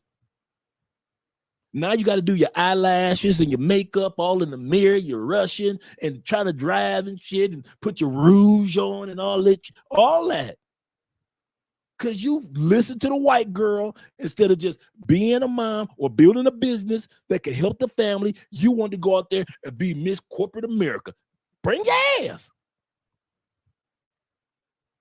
Oh, you thought men were playing when we had to do all them flying out of this to this city and flying out to that city for a sales convention and a sales trip and getting rejected here and rejected. You know y'all ain't used to no rejection, so y'all had to get used to rejection in sales. Oh, you want to do a man? Bring your ass. Bring your ass. You want to do what men do? Now you want to be frustrated and cry on TikTok. I can't handle it. I want to have a soft girl summer. No, heifer. No, you gonna be in this traffic with us men. Since you want to be out here, you want to make our money, come on out here. We didn't tell y'all the horror stories because we wanted to shield that from our families. So we would come home and just be quiet. Now, bring your ass. You want to make 100,000, which ain't worth shit no more? Bring your ass. Come on. Let's go. I'm tired. I wasn't made for double overtime. Too late, bitch. Bring your ass.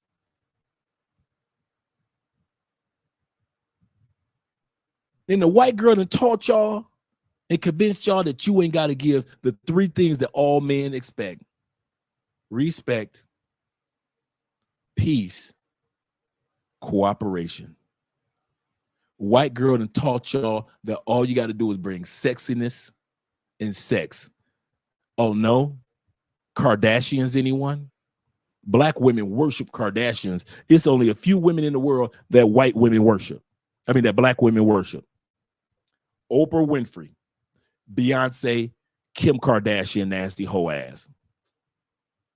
Kim Kardashian made her money off her brains and her inventions. Oh, she didn't? No, she made her brains off of her educational skills and her ingenuity. Oh, she didn't? Oh, she became famous because she let Ray J go up in her from the back? Oh, okay. This is the woman. This is one of the women that black women have been worshiping for the longest. They have never missed one episode of the Kardashians. They didn't watch their kids become kids and have more kids.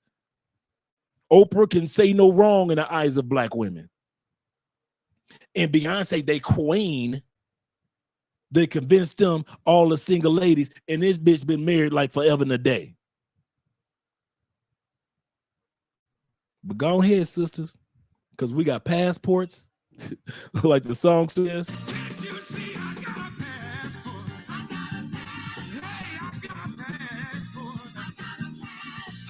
And we're going to see in about 5 years how it work out for you compared to how it is working out for us. They say statistically that in the States, 40% of women will be childless and not married. Notice they never said 40% of women ain't going to have no sex. Why? because they already know that most of y'all gonna give up the sexiness in the sex. That ain't gonna end. So ain't no statistics that's gonna say, and in the next, there is no statistic that says if the way we've calculated things continues to go at this rate, Black women will not be having sex up to 60% of them by the year 2030. Ain't no stat that say that. Why? Because y'all gonna still be fucking in 2030. Yes, you will. Oh, yes, you will. You won't be married. You might not have no kids, but you will still be slinging that coochie, trying to keep up with the white girl. And you don't even notice it. That's why dudes are leaving, because you didn't focus on the three things that you already had. You were respecting your man. You were cooperating with your man in the family unit, in the family plan, and you gave your man peace. When you threw that out the way and all you gave was pussy, and you do realize that pussy is at that point of the value of pussy is at the point of, and I am sexy, and I can give you firehead, and watch what I do. That was cool. And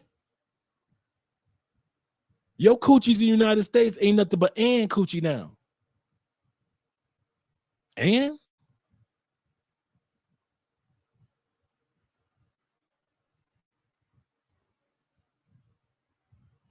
like, okay. Dudes are getting their passports because they realize that they're going to have to go to other countries where there's still women, where there are still women that will give respect, peace, and cooperation just as fast as they will give up the sex and sexiness. I'm out of here. Let me read these last comments. Shout out to you guys. Make sure that I hit everybody. He says supporting. Shout out my brother with the $9.99. He says supporting and late night with Andre Rock. Much love. Much love to all you guys, man. Appreciate you, man.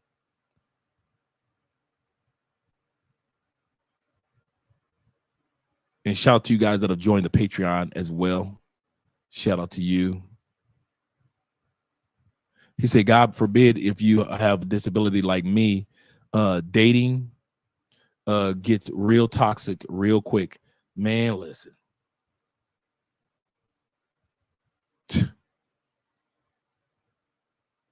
I've seen guys here in Colombia mangle their bodies in motorcycle accidents. Guess who is pushing that wheelchair? His fine ass girlfriend. I ain't never in my life seen a fine chick in the United States do nothing for nobody but herself. I have never seen a fine chick in the United States walking hand in hand with her grandmama in the mall. Am I lying? Let's go there. I have never seen a fine chick in the United States walking hand in hand with her grandmama or her granddaddy, walking real slow. You will see that here in South America all day long. I have never seen a fine chick in the United States pushing somebody's wheelchair. That's her man. Or you could tell that energy, that's her man. Some regular chicks, yes. Some fine chicks, never. Never. Fine chicks in the States are good for one thing: smashing and dashing. You treat them like a postage stamp. Lick them, stick them, send them on their way. Treat them like a postage stamp. Lick them, stick them, send them on their motherfucking way. If y'all think that y'all gonna find something fine in the States that's gonna got your back when you break down, all right, go ahead. I've seen what fine women in South America do for dudes when life breaks them down. In the States, a fine chick. Fine chicks are leaving y'all when you got money. Fine chicks are leaving y'all in the States right now while y'all got money because they think that they can get a dude that got more money than you. You think that in the States, when your life break down, fine chicks gonna be that? Man, y'all crazy.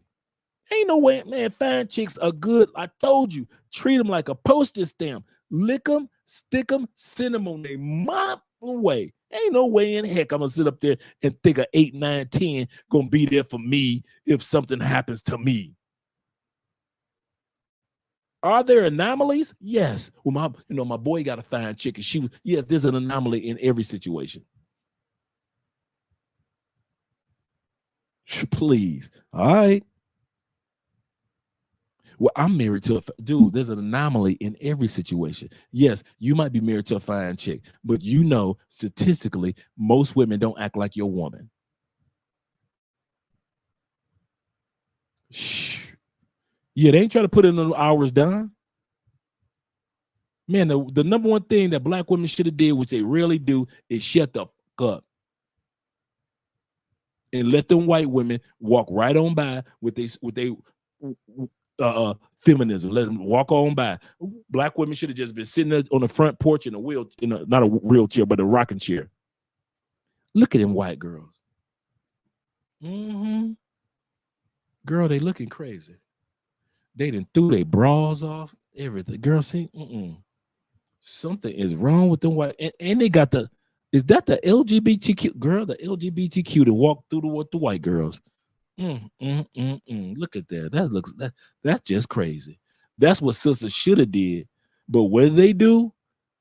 What they nosy, they jumped right off the porch and walked right out there with the LGBTQ and the white girls. And now they wondering, oh, y'all got passports.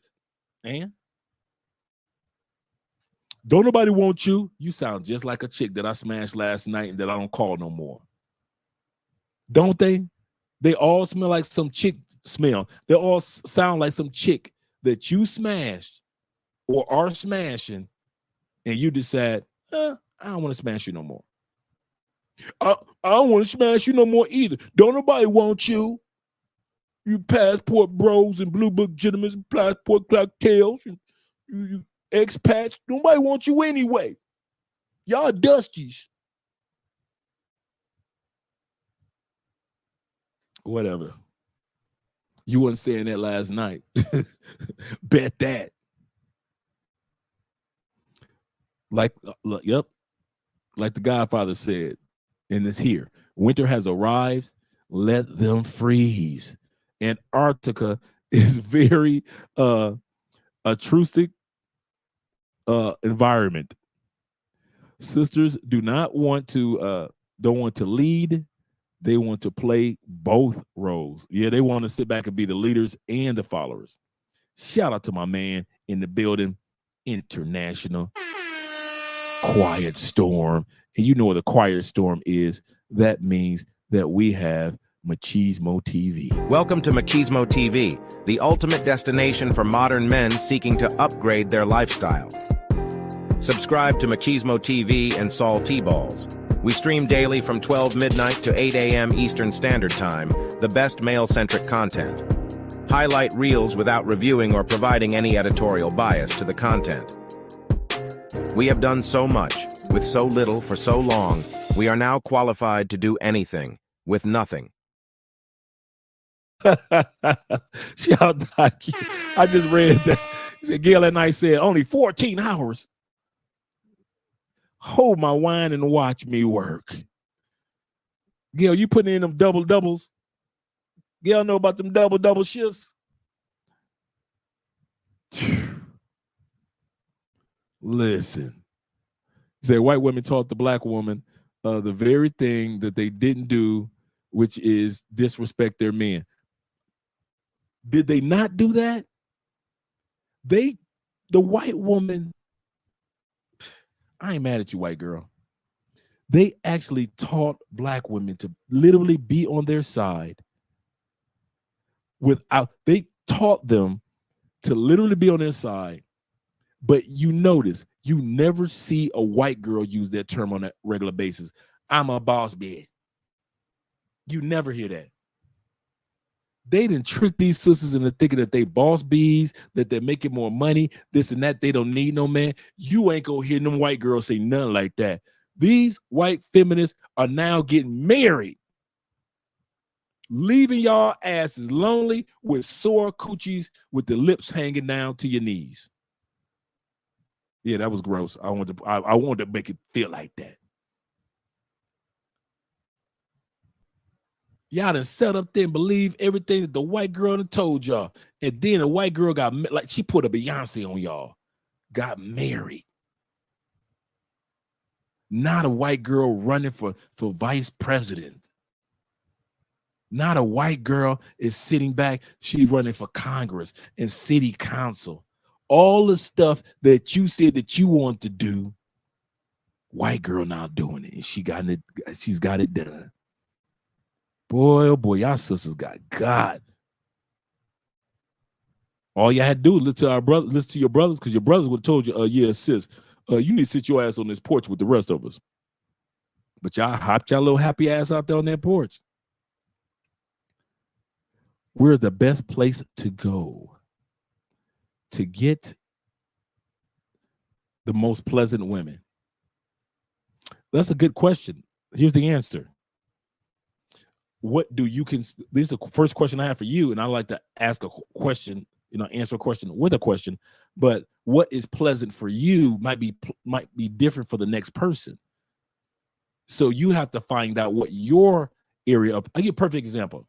A lot of guys say that intimacy is a lot easier, a lot faster, more wilder in Brazil. Not talking about Brazilian women, but it is what it is.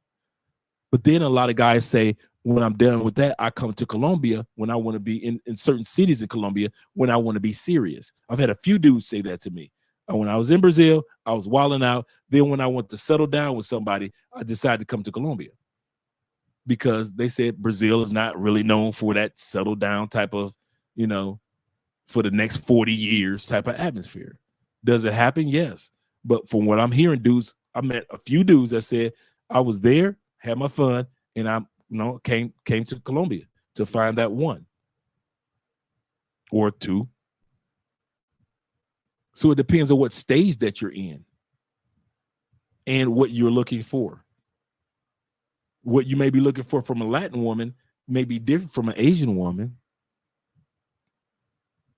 What you're looking for from an African woman. Like I was watching one video, one brother said, I really enjoy the accents of African women when they're speaking English. He said, so when I moved to South America and I met my wife, she's what I was looking for. Not just because of her voice, but because she gave me peace, cooperation, and respect. So it depends on what you are looking for as an individual. Andre, is it possible to have the cold break music while I review the rodeo gal? You know what? That would be a good one. You know what? I'm gonna make that, Tim. I'm gonna make that. I'm glad that you said that. I will make that. He said, Rich said the LGBT community will continue to collaborate with anyone until they get what they want. This is their playbook. Yes, it is. I got to give respect where respect LGBTQ has been able to do in 10 years what Black people haven't been able to do in almost 400, 250, 270. Get laws passed that will support our agendas. LGBTQ just walked in there because they knew half of or a percentage of our Congress was down with the LGBTQ community more than we want to, allegedly was down with the movement. No Diddy,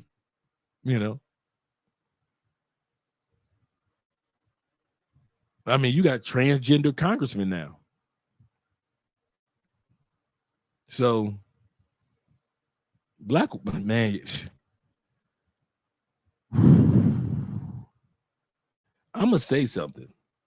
Black women say we are the most unprotected people in the United States. Yeah, you're right. Because you walked right from up under your protection. You said, fuck the black man. And you walked in masses from up under your protection. So you're right. You are the most unprotected. I'm not going to deny that one at all. You literally in masses with your mouth and your attitude, your behavior, walked from. You are unprotected. So be it. You wanted it. You got it. That's how men think. Men will sit back and say, hey, dude, you know that ice is slippery. No, it ain't. Swoop, boom. Hey, I told you. Men see life for what it is. We don't try to fantasize it out. You know, most men, you know, there are dreamers out there, but most men just ABC, 1, 2, 3. We're simple. That's why when women sit back and say, this is another one. When women sit back and say that men, he tricked me. He was one way one time, and then he was another way, and he changed. Men, if you got caught the first time, got you. You was in high school.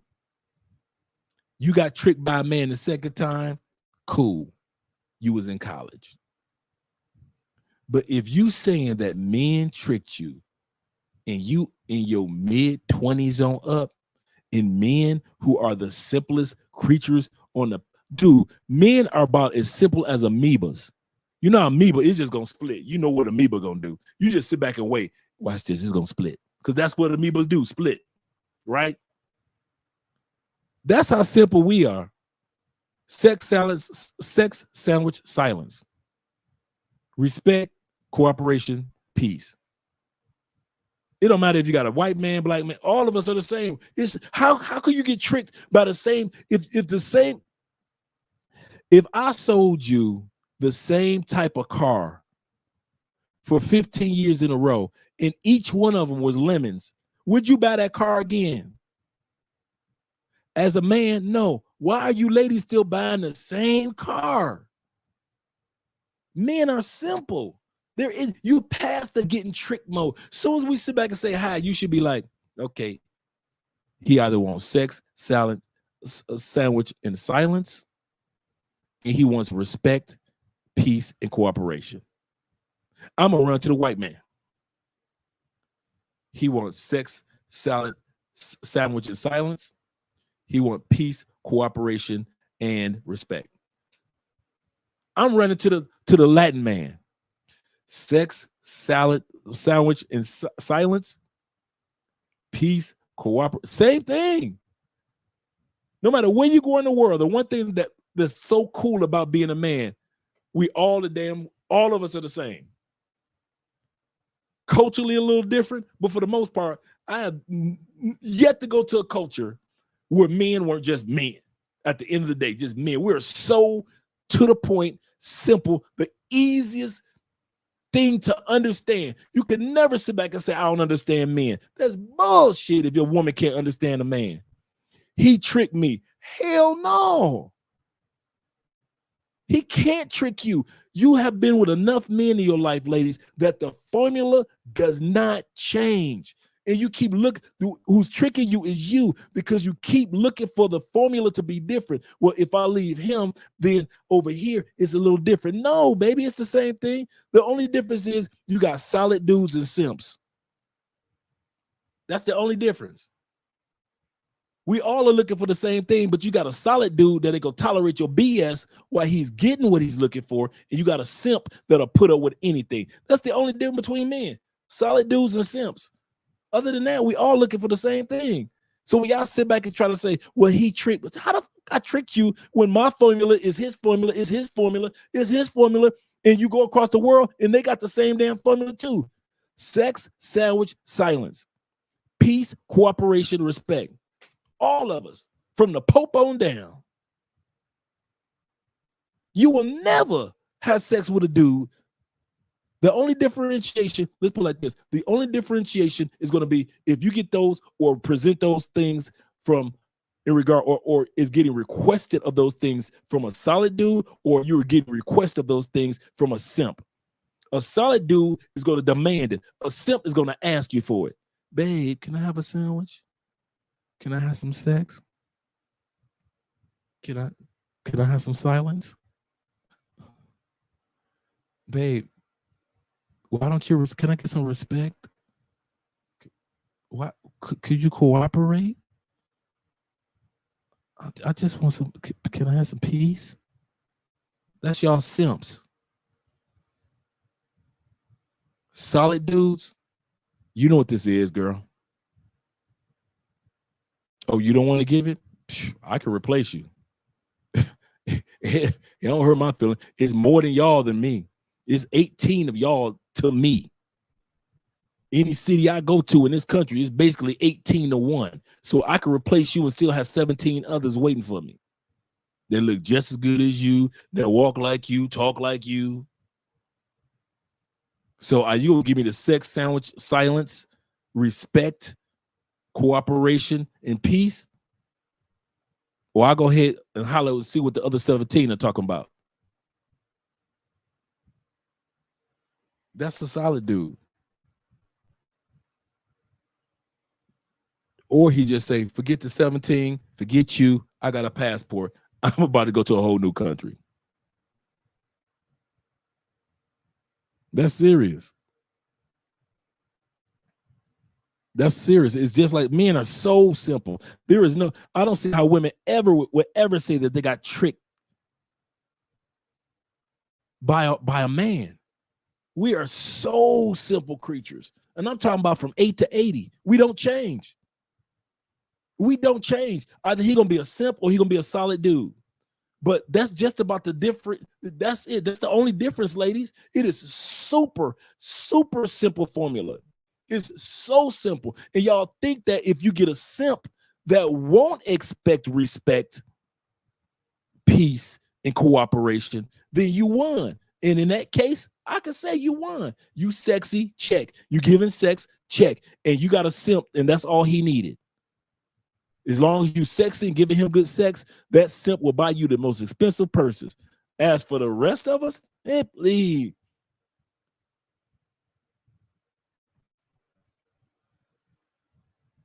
If I was Jay-Z, I'd have cheated on Beyonce too. Let's put it out there. Girl, you working too damn hard. I'm horny, and you trying to be on tour again. You think I ain't gonna be hunting nobody? You been on tour for how long? Beyonce been on tour for like 90 years. I'm supposed to get every once in a while coochie? Oh, no. But we billionaires. I didn't ask for your billions, bitch. I got my own billion. If y'all think Jay-Z still ain't getting no coochie on the side, y'all crazy. Y'all crazy. If you think he ain't got 3 solid ones that ain't gonna tell nobody for life, y'all crazy. If you think Becky with the good hair gone, you crazy. You about as crazy as the females that believe that all your single lady stuff when she was married. You about as crazy as them females that walk around, oh, you single lady, oh, you single. Bitch, you ain't single. Why you singing? This is the funny part. When Sierra tried to sing a song about being independent, women came down on her. But no, when Beyonce said, all you single ladies, women just fell for that bullshit. How you gonna let a woman that's married sing to y'all about being single and y'all just roll with it? Okay. I'm telling y'all, us men, I'm trying to get y'all to hook up, ladies. Depends on where you're looking. Depends on where you are looking and what you're looking for. See, the key thing is, shout out to you, Philip. He said, where would I go to be able to find a nice? The key word of the whole sentence is nice. Why did I say that? What is your definition of a nice negrita? Afro-Colombiana? Afro-Latina? Your definition of nice might be different from another man's definition. And wherever your definition is, that's where you would go. And is not really based on the geographical location as much of it is do that those women in that area hold the qualities that you're looking for. I give you a perfect example when I was just talking about them between Brazil and Colombia based off of what I'm hearing. Some guys, they're happy living the single life. Brazil is excellent. There's nothing wrong with it. And they love having, you know, I got my little side chicks and I got my main chick. They're cool with that. But don't get it twisted. You could come to Colombia. We got a 9% divorce rate. We rank in the top 10 countries for marriage and low divorce. Colombia is in the top 10 in the world, number 10. Just looked it up 2 days ago. So even though they get married here in Colombia and you have that marriage, guess what? And she's not going to go anywhere. Guess what? Colombia is the most cheatingest country in all of South America. 63% of men and women in Colombia have admitting to cheating at least one time. I'll say that again.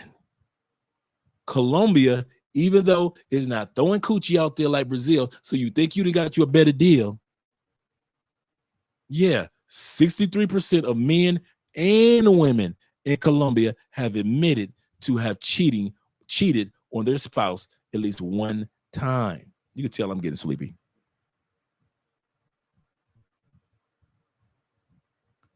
So you got to pick your poison. Is it Brazil? Is it Colombia? And then is it what type of woman that's out there that's not a cheater? I got an ornery woman. You know women that are ornery, like, they always got the gas face on. What you looking at? That's Andrea. That's Andrea. Andrea, one of them, you know, dude, I don't fuck with you like that. You know, when the females that when they finally fall in love, they fall in like love. That's Andrea. So, but could she be out there? Could she cheat? I could be out there cheating. So, yeah, there's no 100% guarantee of whatever woman that is. No 100% guarantee. Let's subscribe to our brother's channel. Make sure we subscribe to our brother's channel. Make sure we subscribe to our brother's channel. Shout out to you. Shout out to Big Trigger. Better to call them Maria, and you call them that too. Yeah, that's true. That's shout out to EMB in the building. That's true.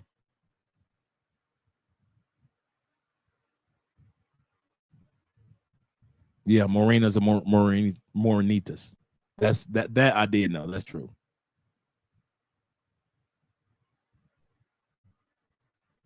Yeah, they left the black man's covenant for their own good luck. And good luck on that. Yeah, man. Listen. I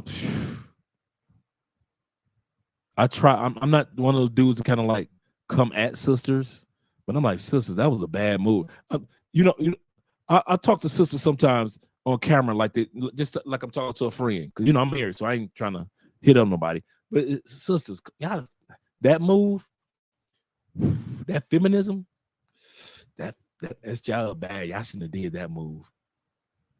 Y'all shouldn't have did. But black men, I know the brothers ain't do you right all the time, but that don't mean that you need to go out there and work 80 hours a week. You crazy. You working 60, 70-hour work weeks? You crazy. You tired? You can't even take care of your kids like you want to? You frustrated?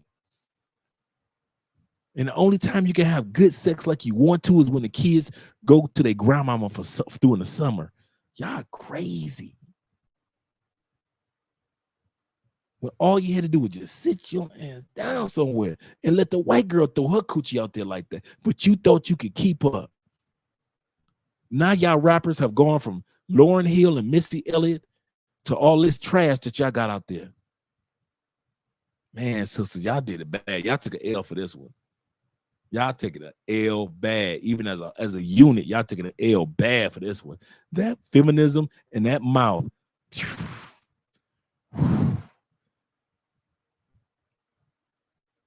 Good night, Gail. Have a good one. I'm about to wind this one down because I've been running off at the mouth. I don't know, EMB, what the word of the day is. I caught that. Culture no being in the building with the $9.99. We're about to wrap it up after the super chat. Just came in. Please recap number 7. Number 7 is relationships.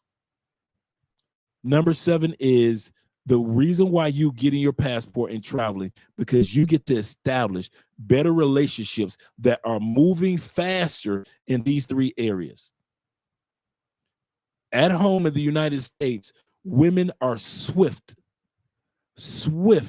when it comes to sexiness and sex. If you can't get nothing immediately from the time you walk out the door, you'll see something that's sexy, and you'll see something, if it's not that person, someone else that's going to give you the sex rapidly in the States. We were raised in a hookup culture. We were raised in a hookup culture. Many of us don't go on to do.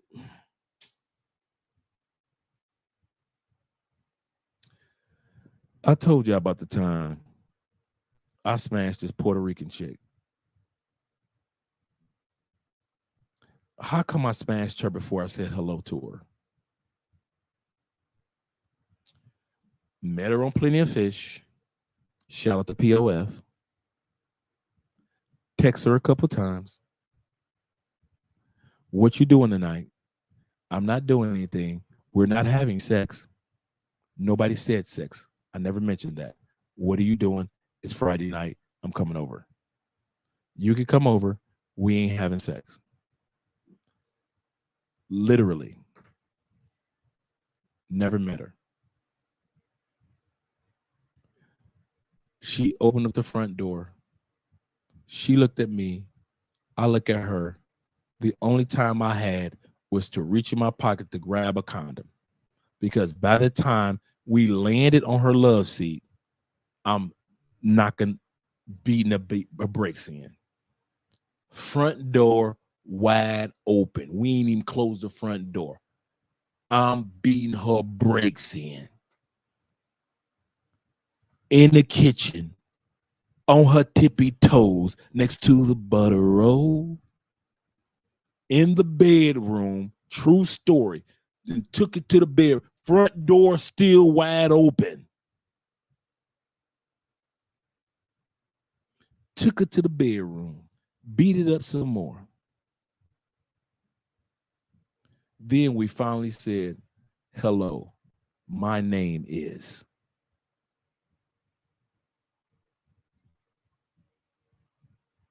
So when I say I know that America is hookup culture, because you guys got stories that might not be to that extreme, but we got some stories where we were able to get that coochie like.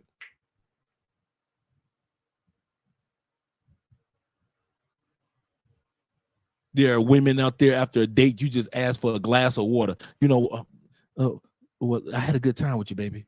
All right. You mind if can I get a glass of water? I'm thirsty. Oh, come on in. Next thing you hitting it. Next to that glass of water, next to the butter rolls, on her tippy toes.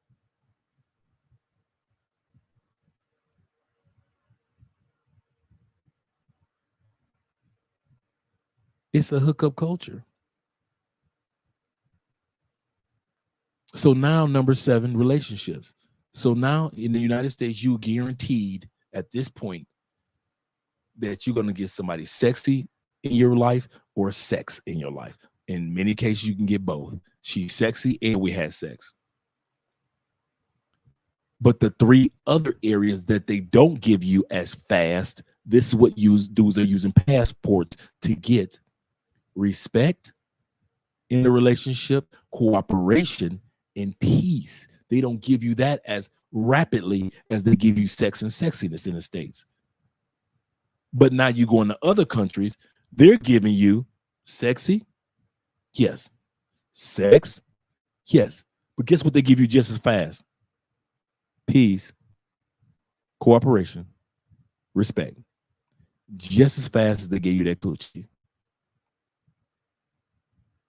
Just as fast as they gave you that coochie. Just as fast as they gave you sexiness and sex, they gave you peace, cooperation, and respect in other countries. And you go back home and all you got on your menu was sex and sexiness. Once again, I'm not talking about all women, but I always say there's enough for us to notice. That was number 7. He said, I want to start a family. I live on my 6K retirement. Excellent. 35, no kids. Does Colombia have some pretty down-to-earth women ready for a lot? Me and Andrea were talking about today. We're talking about feminism in Colombia. Feminism is dude, there's like 2 generations left before all of South America is going to be trying to pretend like the United States when it comes to feminism. But Colombia, Andrea was saying this, they are adamant about keeping a leash on the feminism movement. Women can talk, but they ain't getting no laws passed like they do in the States. Certain laws do need to be passed. Femicide, deleting women just because they're women. They've changed those laws and they're working on. But just so women could just run off at the mouth and say, "I'm sad, look, hear me roar." Colombian men ain't playing that. I could do what a man could do. You could what? What'd you just say? Colombian men ain't playing that. And I'm gonna tell you something else. Colombian women don't want that like United States women. See, what women in the United States thought was going to be a bonus, they found that this here. I got to pay all the bills. All the bills. I got to cook all the meals. You don't want a man, you pay all the bills, you cook all the meals. Colombian women like, My grandmama and my mama taught me too many good recipes for me to throw them away. I'm sorry, baby. Sorry, American women. Sorry, women in other countries. We still like to cook for our men. Sorry. Yes, we gonna get all our women's rights, but yeah, we still like to cook. Sorry. We still like to have kids and babies. Sorry. We still like to hold hands with our man. We be couple and show public affection. Sorry. Sorry, feminism. We like you, but we don't love you like that. Take that shit to Argentina. Take that shit to Chile. Colombians be looking at, for real, man. Andrew was talking about this. Colombians be looking at Argentina like, them bitches crazy. They be looking at Chile like, listen, see, y'all gonna end up like them American women. Lonely as motherfucker. Lonely and gay. I kid y'all not. That's literally how Colombian women look at the women that are trying to picket sign everything. It's International Women's Day. That's great. And set stuff on fire. Colombian women like, no, that's all right. That's all right. Now, are there feminists here in Colombia? Yeah. That remind you of the United States? Yeah. But for the most part, you guys know that you've been to Medellin, you've been to Cartagena, you'll run across a feminist every blue moon, but you ain't coming across, and even those of you who speak Spanish fluently, you ain't coming across feminists like that. You find more traditional women, even the party girls and the scammers and pay for plays, you'll find them with more undercover traditional behavior than feminism. Yeah, they're ready to settle down. This is a family country. See, here's a part, culture. Dudes come down here and try to treat Colombia as if it's not a cultured country that centers around family. And they get their face kicked in by getting robbed, drugged, blah, blah, blah, blah, right? Hustled, scammed.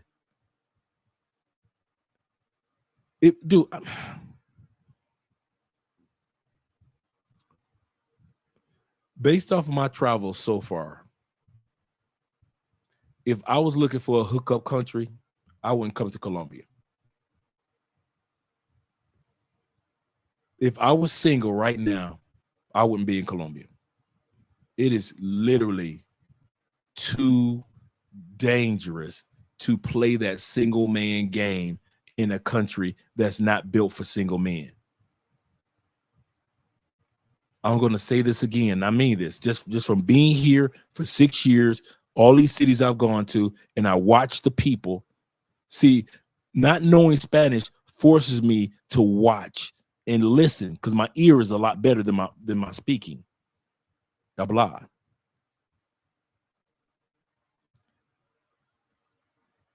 And I notice dudes come down here and try to treat the culture as if it's set up for a single man's paradise when this country is actually set up for family. And when you come down here and do that, that's when the scammers come, the pay for play only comes, the party girls come, and the other 90% of Colombian women don't have nothing to do with you. Why? Because you trying to come down here and treat it like, you know, like you cameo living a single life. And the country technically is not set up like that. This is a very, very family-oriented country. That's why I say if I was single, I wouldn't be here. I watch what hell y'all go through. Now, the Colombia that it was when I first came in 2017, yeah, I could be single here then. What y'all go through now as single dudes in a country that's not built for single dudes, I go looking for a country that is set up for a single dude. When you are ready to be stable, I would. Now, if I was ready to be stable like I was, I would be in Colombia. But to try to force this country to be something that it's not, that's why y'all get fucked over. That's why y'all getting drugged. That's why y'all getting robbed. That's why y'all getting the few that get kidnapped. It's all centers around. You ever notice that most of the crimes that happen to expats, I didn't say all, but most of the crimes, and I could easily say this got to be in the 90th percentile, most of them, you can backtrack them back to a woman. You can literally backtrack these activities back to a woman. He got kidnapped. What happened? Well, he met a woman and he got drugged. What happened? He met a woman and he got scammed. What happened? Well, he met a woman and he met a party girl. What happened? Well, he overspent his money because it always backtracked to where you guys are trying to make this into a Shangri-La for single dudes, and this country is not set up for you. And nobody wants to say it, and I'm going to say it. It's set up for, this country is literally a family-oriented country. Are there hoes? There's hoes in every country. So let's not play. Are there scammers? There's scamming women in every country. There are women guys tonight will get drugged in the United States just as fast as tonight somebody's going to get drugged in Colombia. But the whole country is literally, dude, from when I watch it, this really people give a fuck about family. And y'all don't. And y'all trying to come here and try to make this country into something it's not.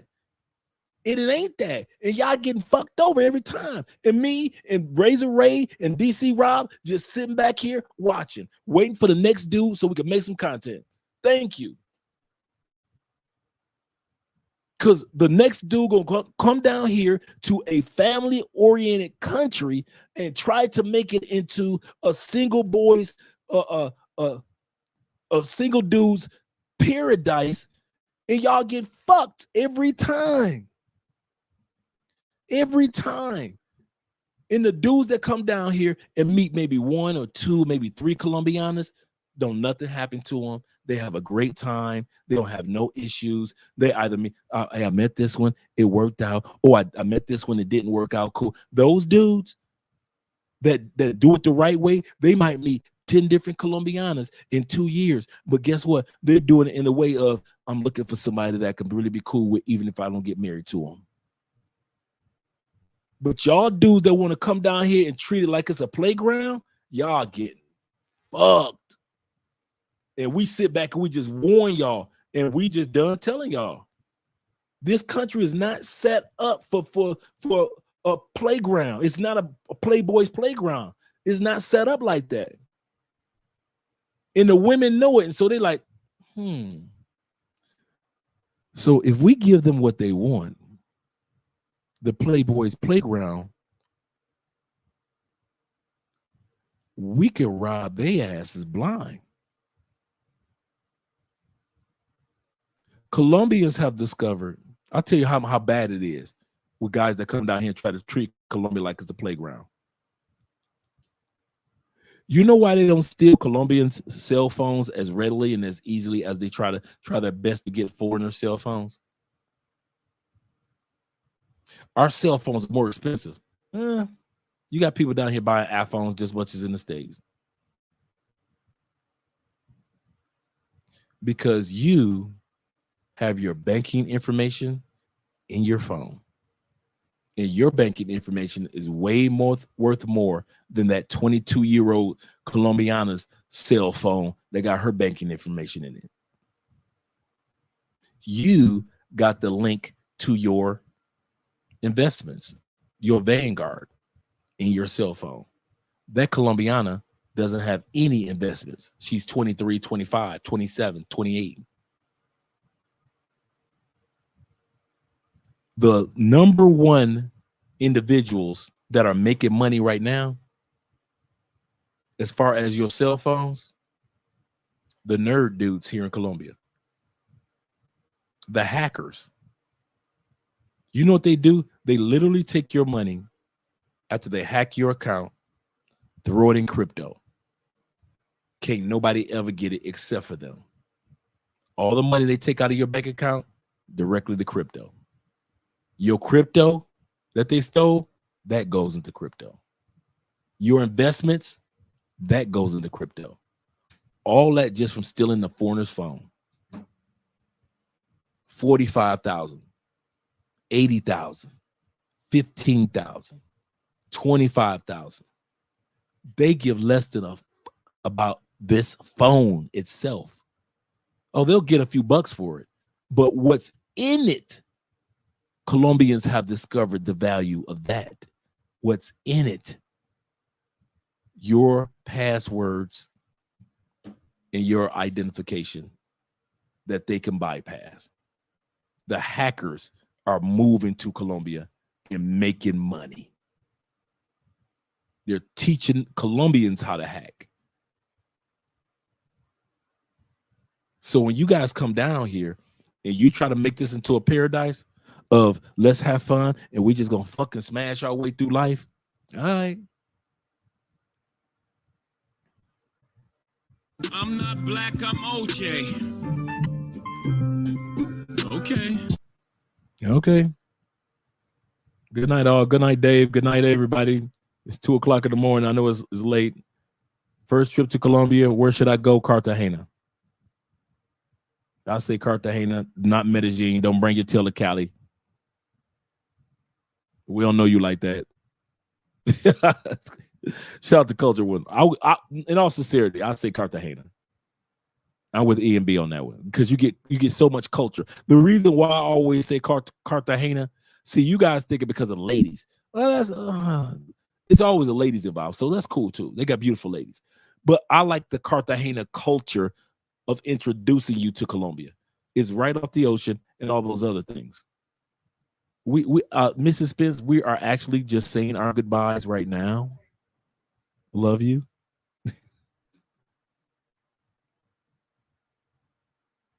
So yeah.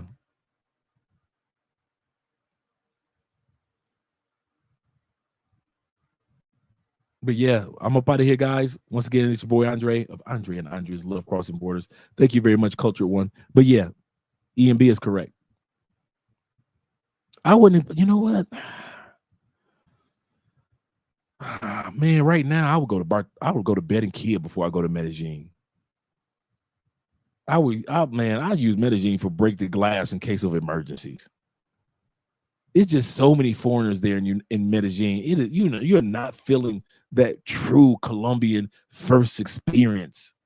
Medellin is beautiful. The city itself, beautiful. That first experience of seeing Colombia. Now I got to give Medellin that's beautiful. But Cartagena is just as beautiful. To me, the old town of Cartagena is that classic European look, man. It just blows you away. Like, oh wow, this is weird. I am not in the States. Cartagena, spelled Cartagena. E&B spelled it right there.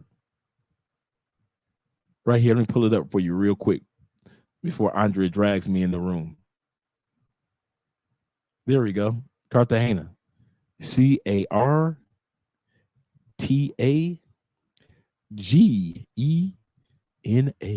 Cartagena. The G makes an H sound. Cartagena. I've seen people say Cartagena. Like, wait, no, it's Hena. Cartagena. Colombia. 2 O's. Yeah, I would do Cartagena. Good barbershop. That's true, Phil. Good barbershop talk. Good barbershop talk. I'm out of here, guys. You guys have a great, great day. I will be seeing you guys. I will be here Friday. I will be here Sunday. But then after that, Andrea will be here for a few days. So you guys will be able to ask Andrea. Thanks for everything. Thank you again, Devin. He said, have a good night over there. It's 8 in the morning over here. Oh, wow.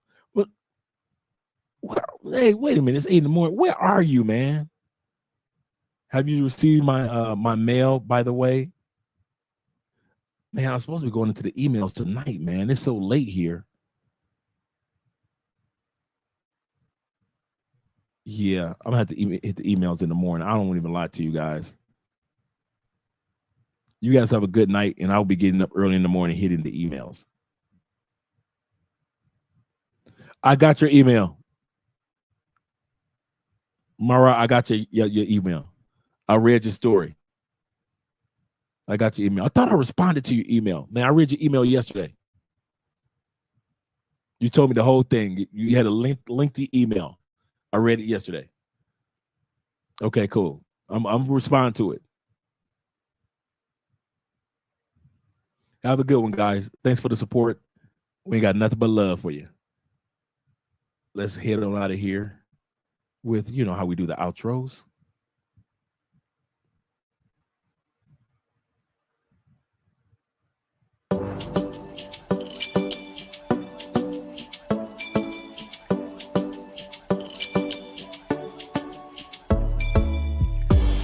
Det var första gången vi möttes. Våra blickar bara möttes. Kommer du ihåg det igen?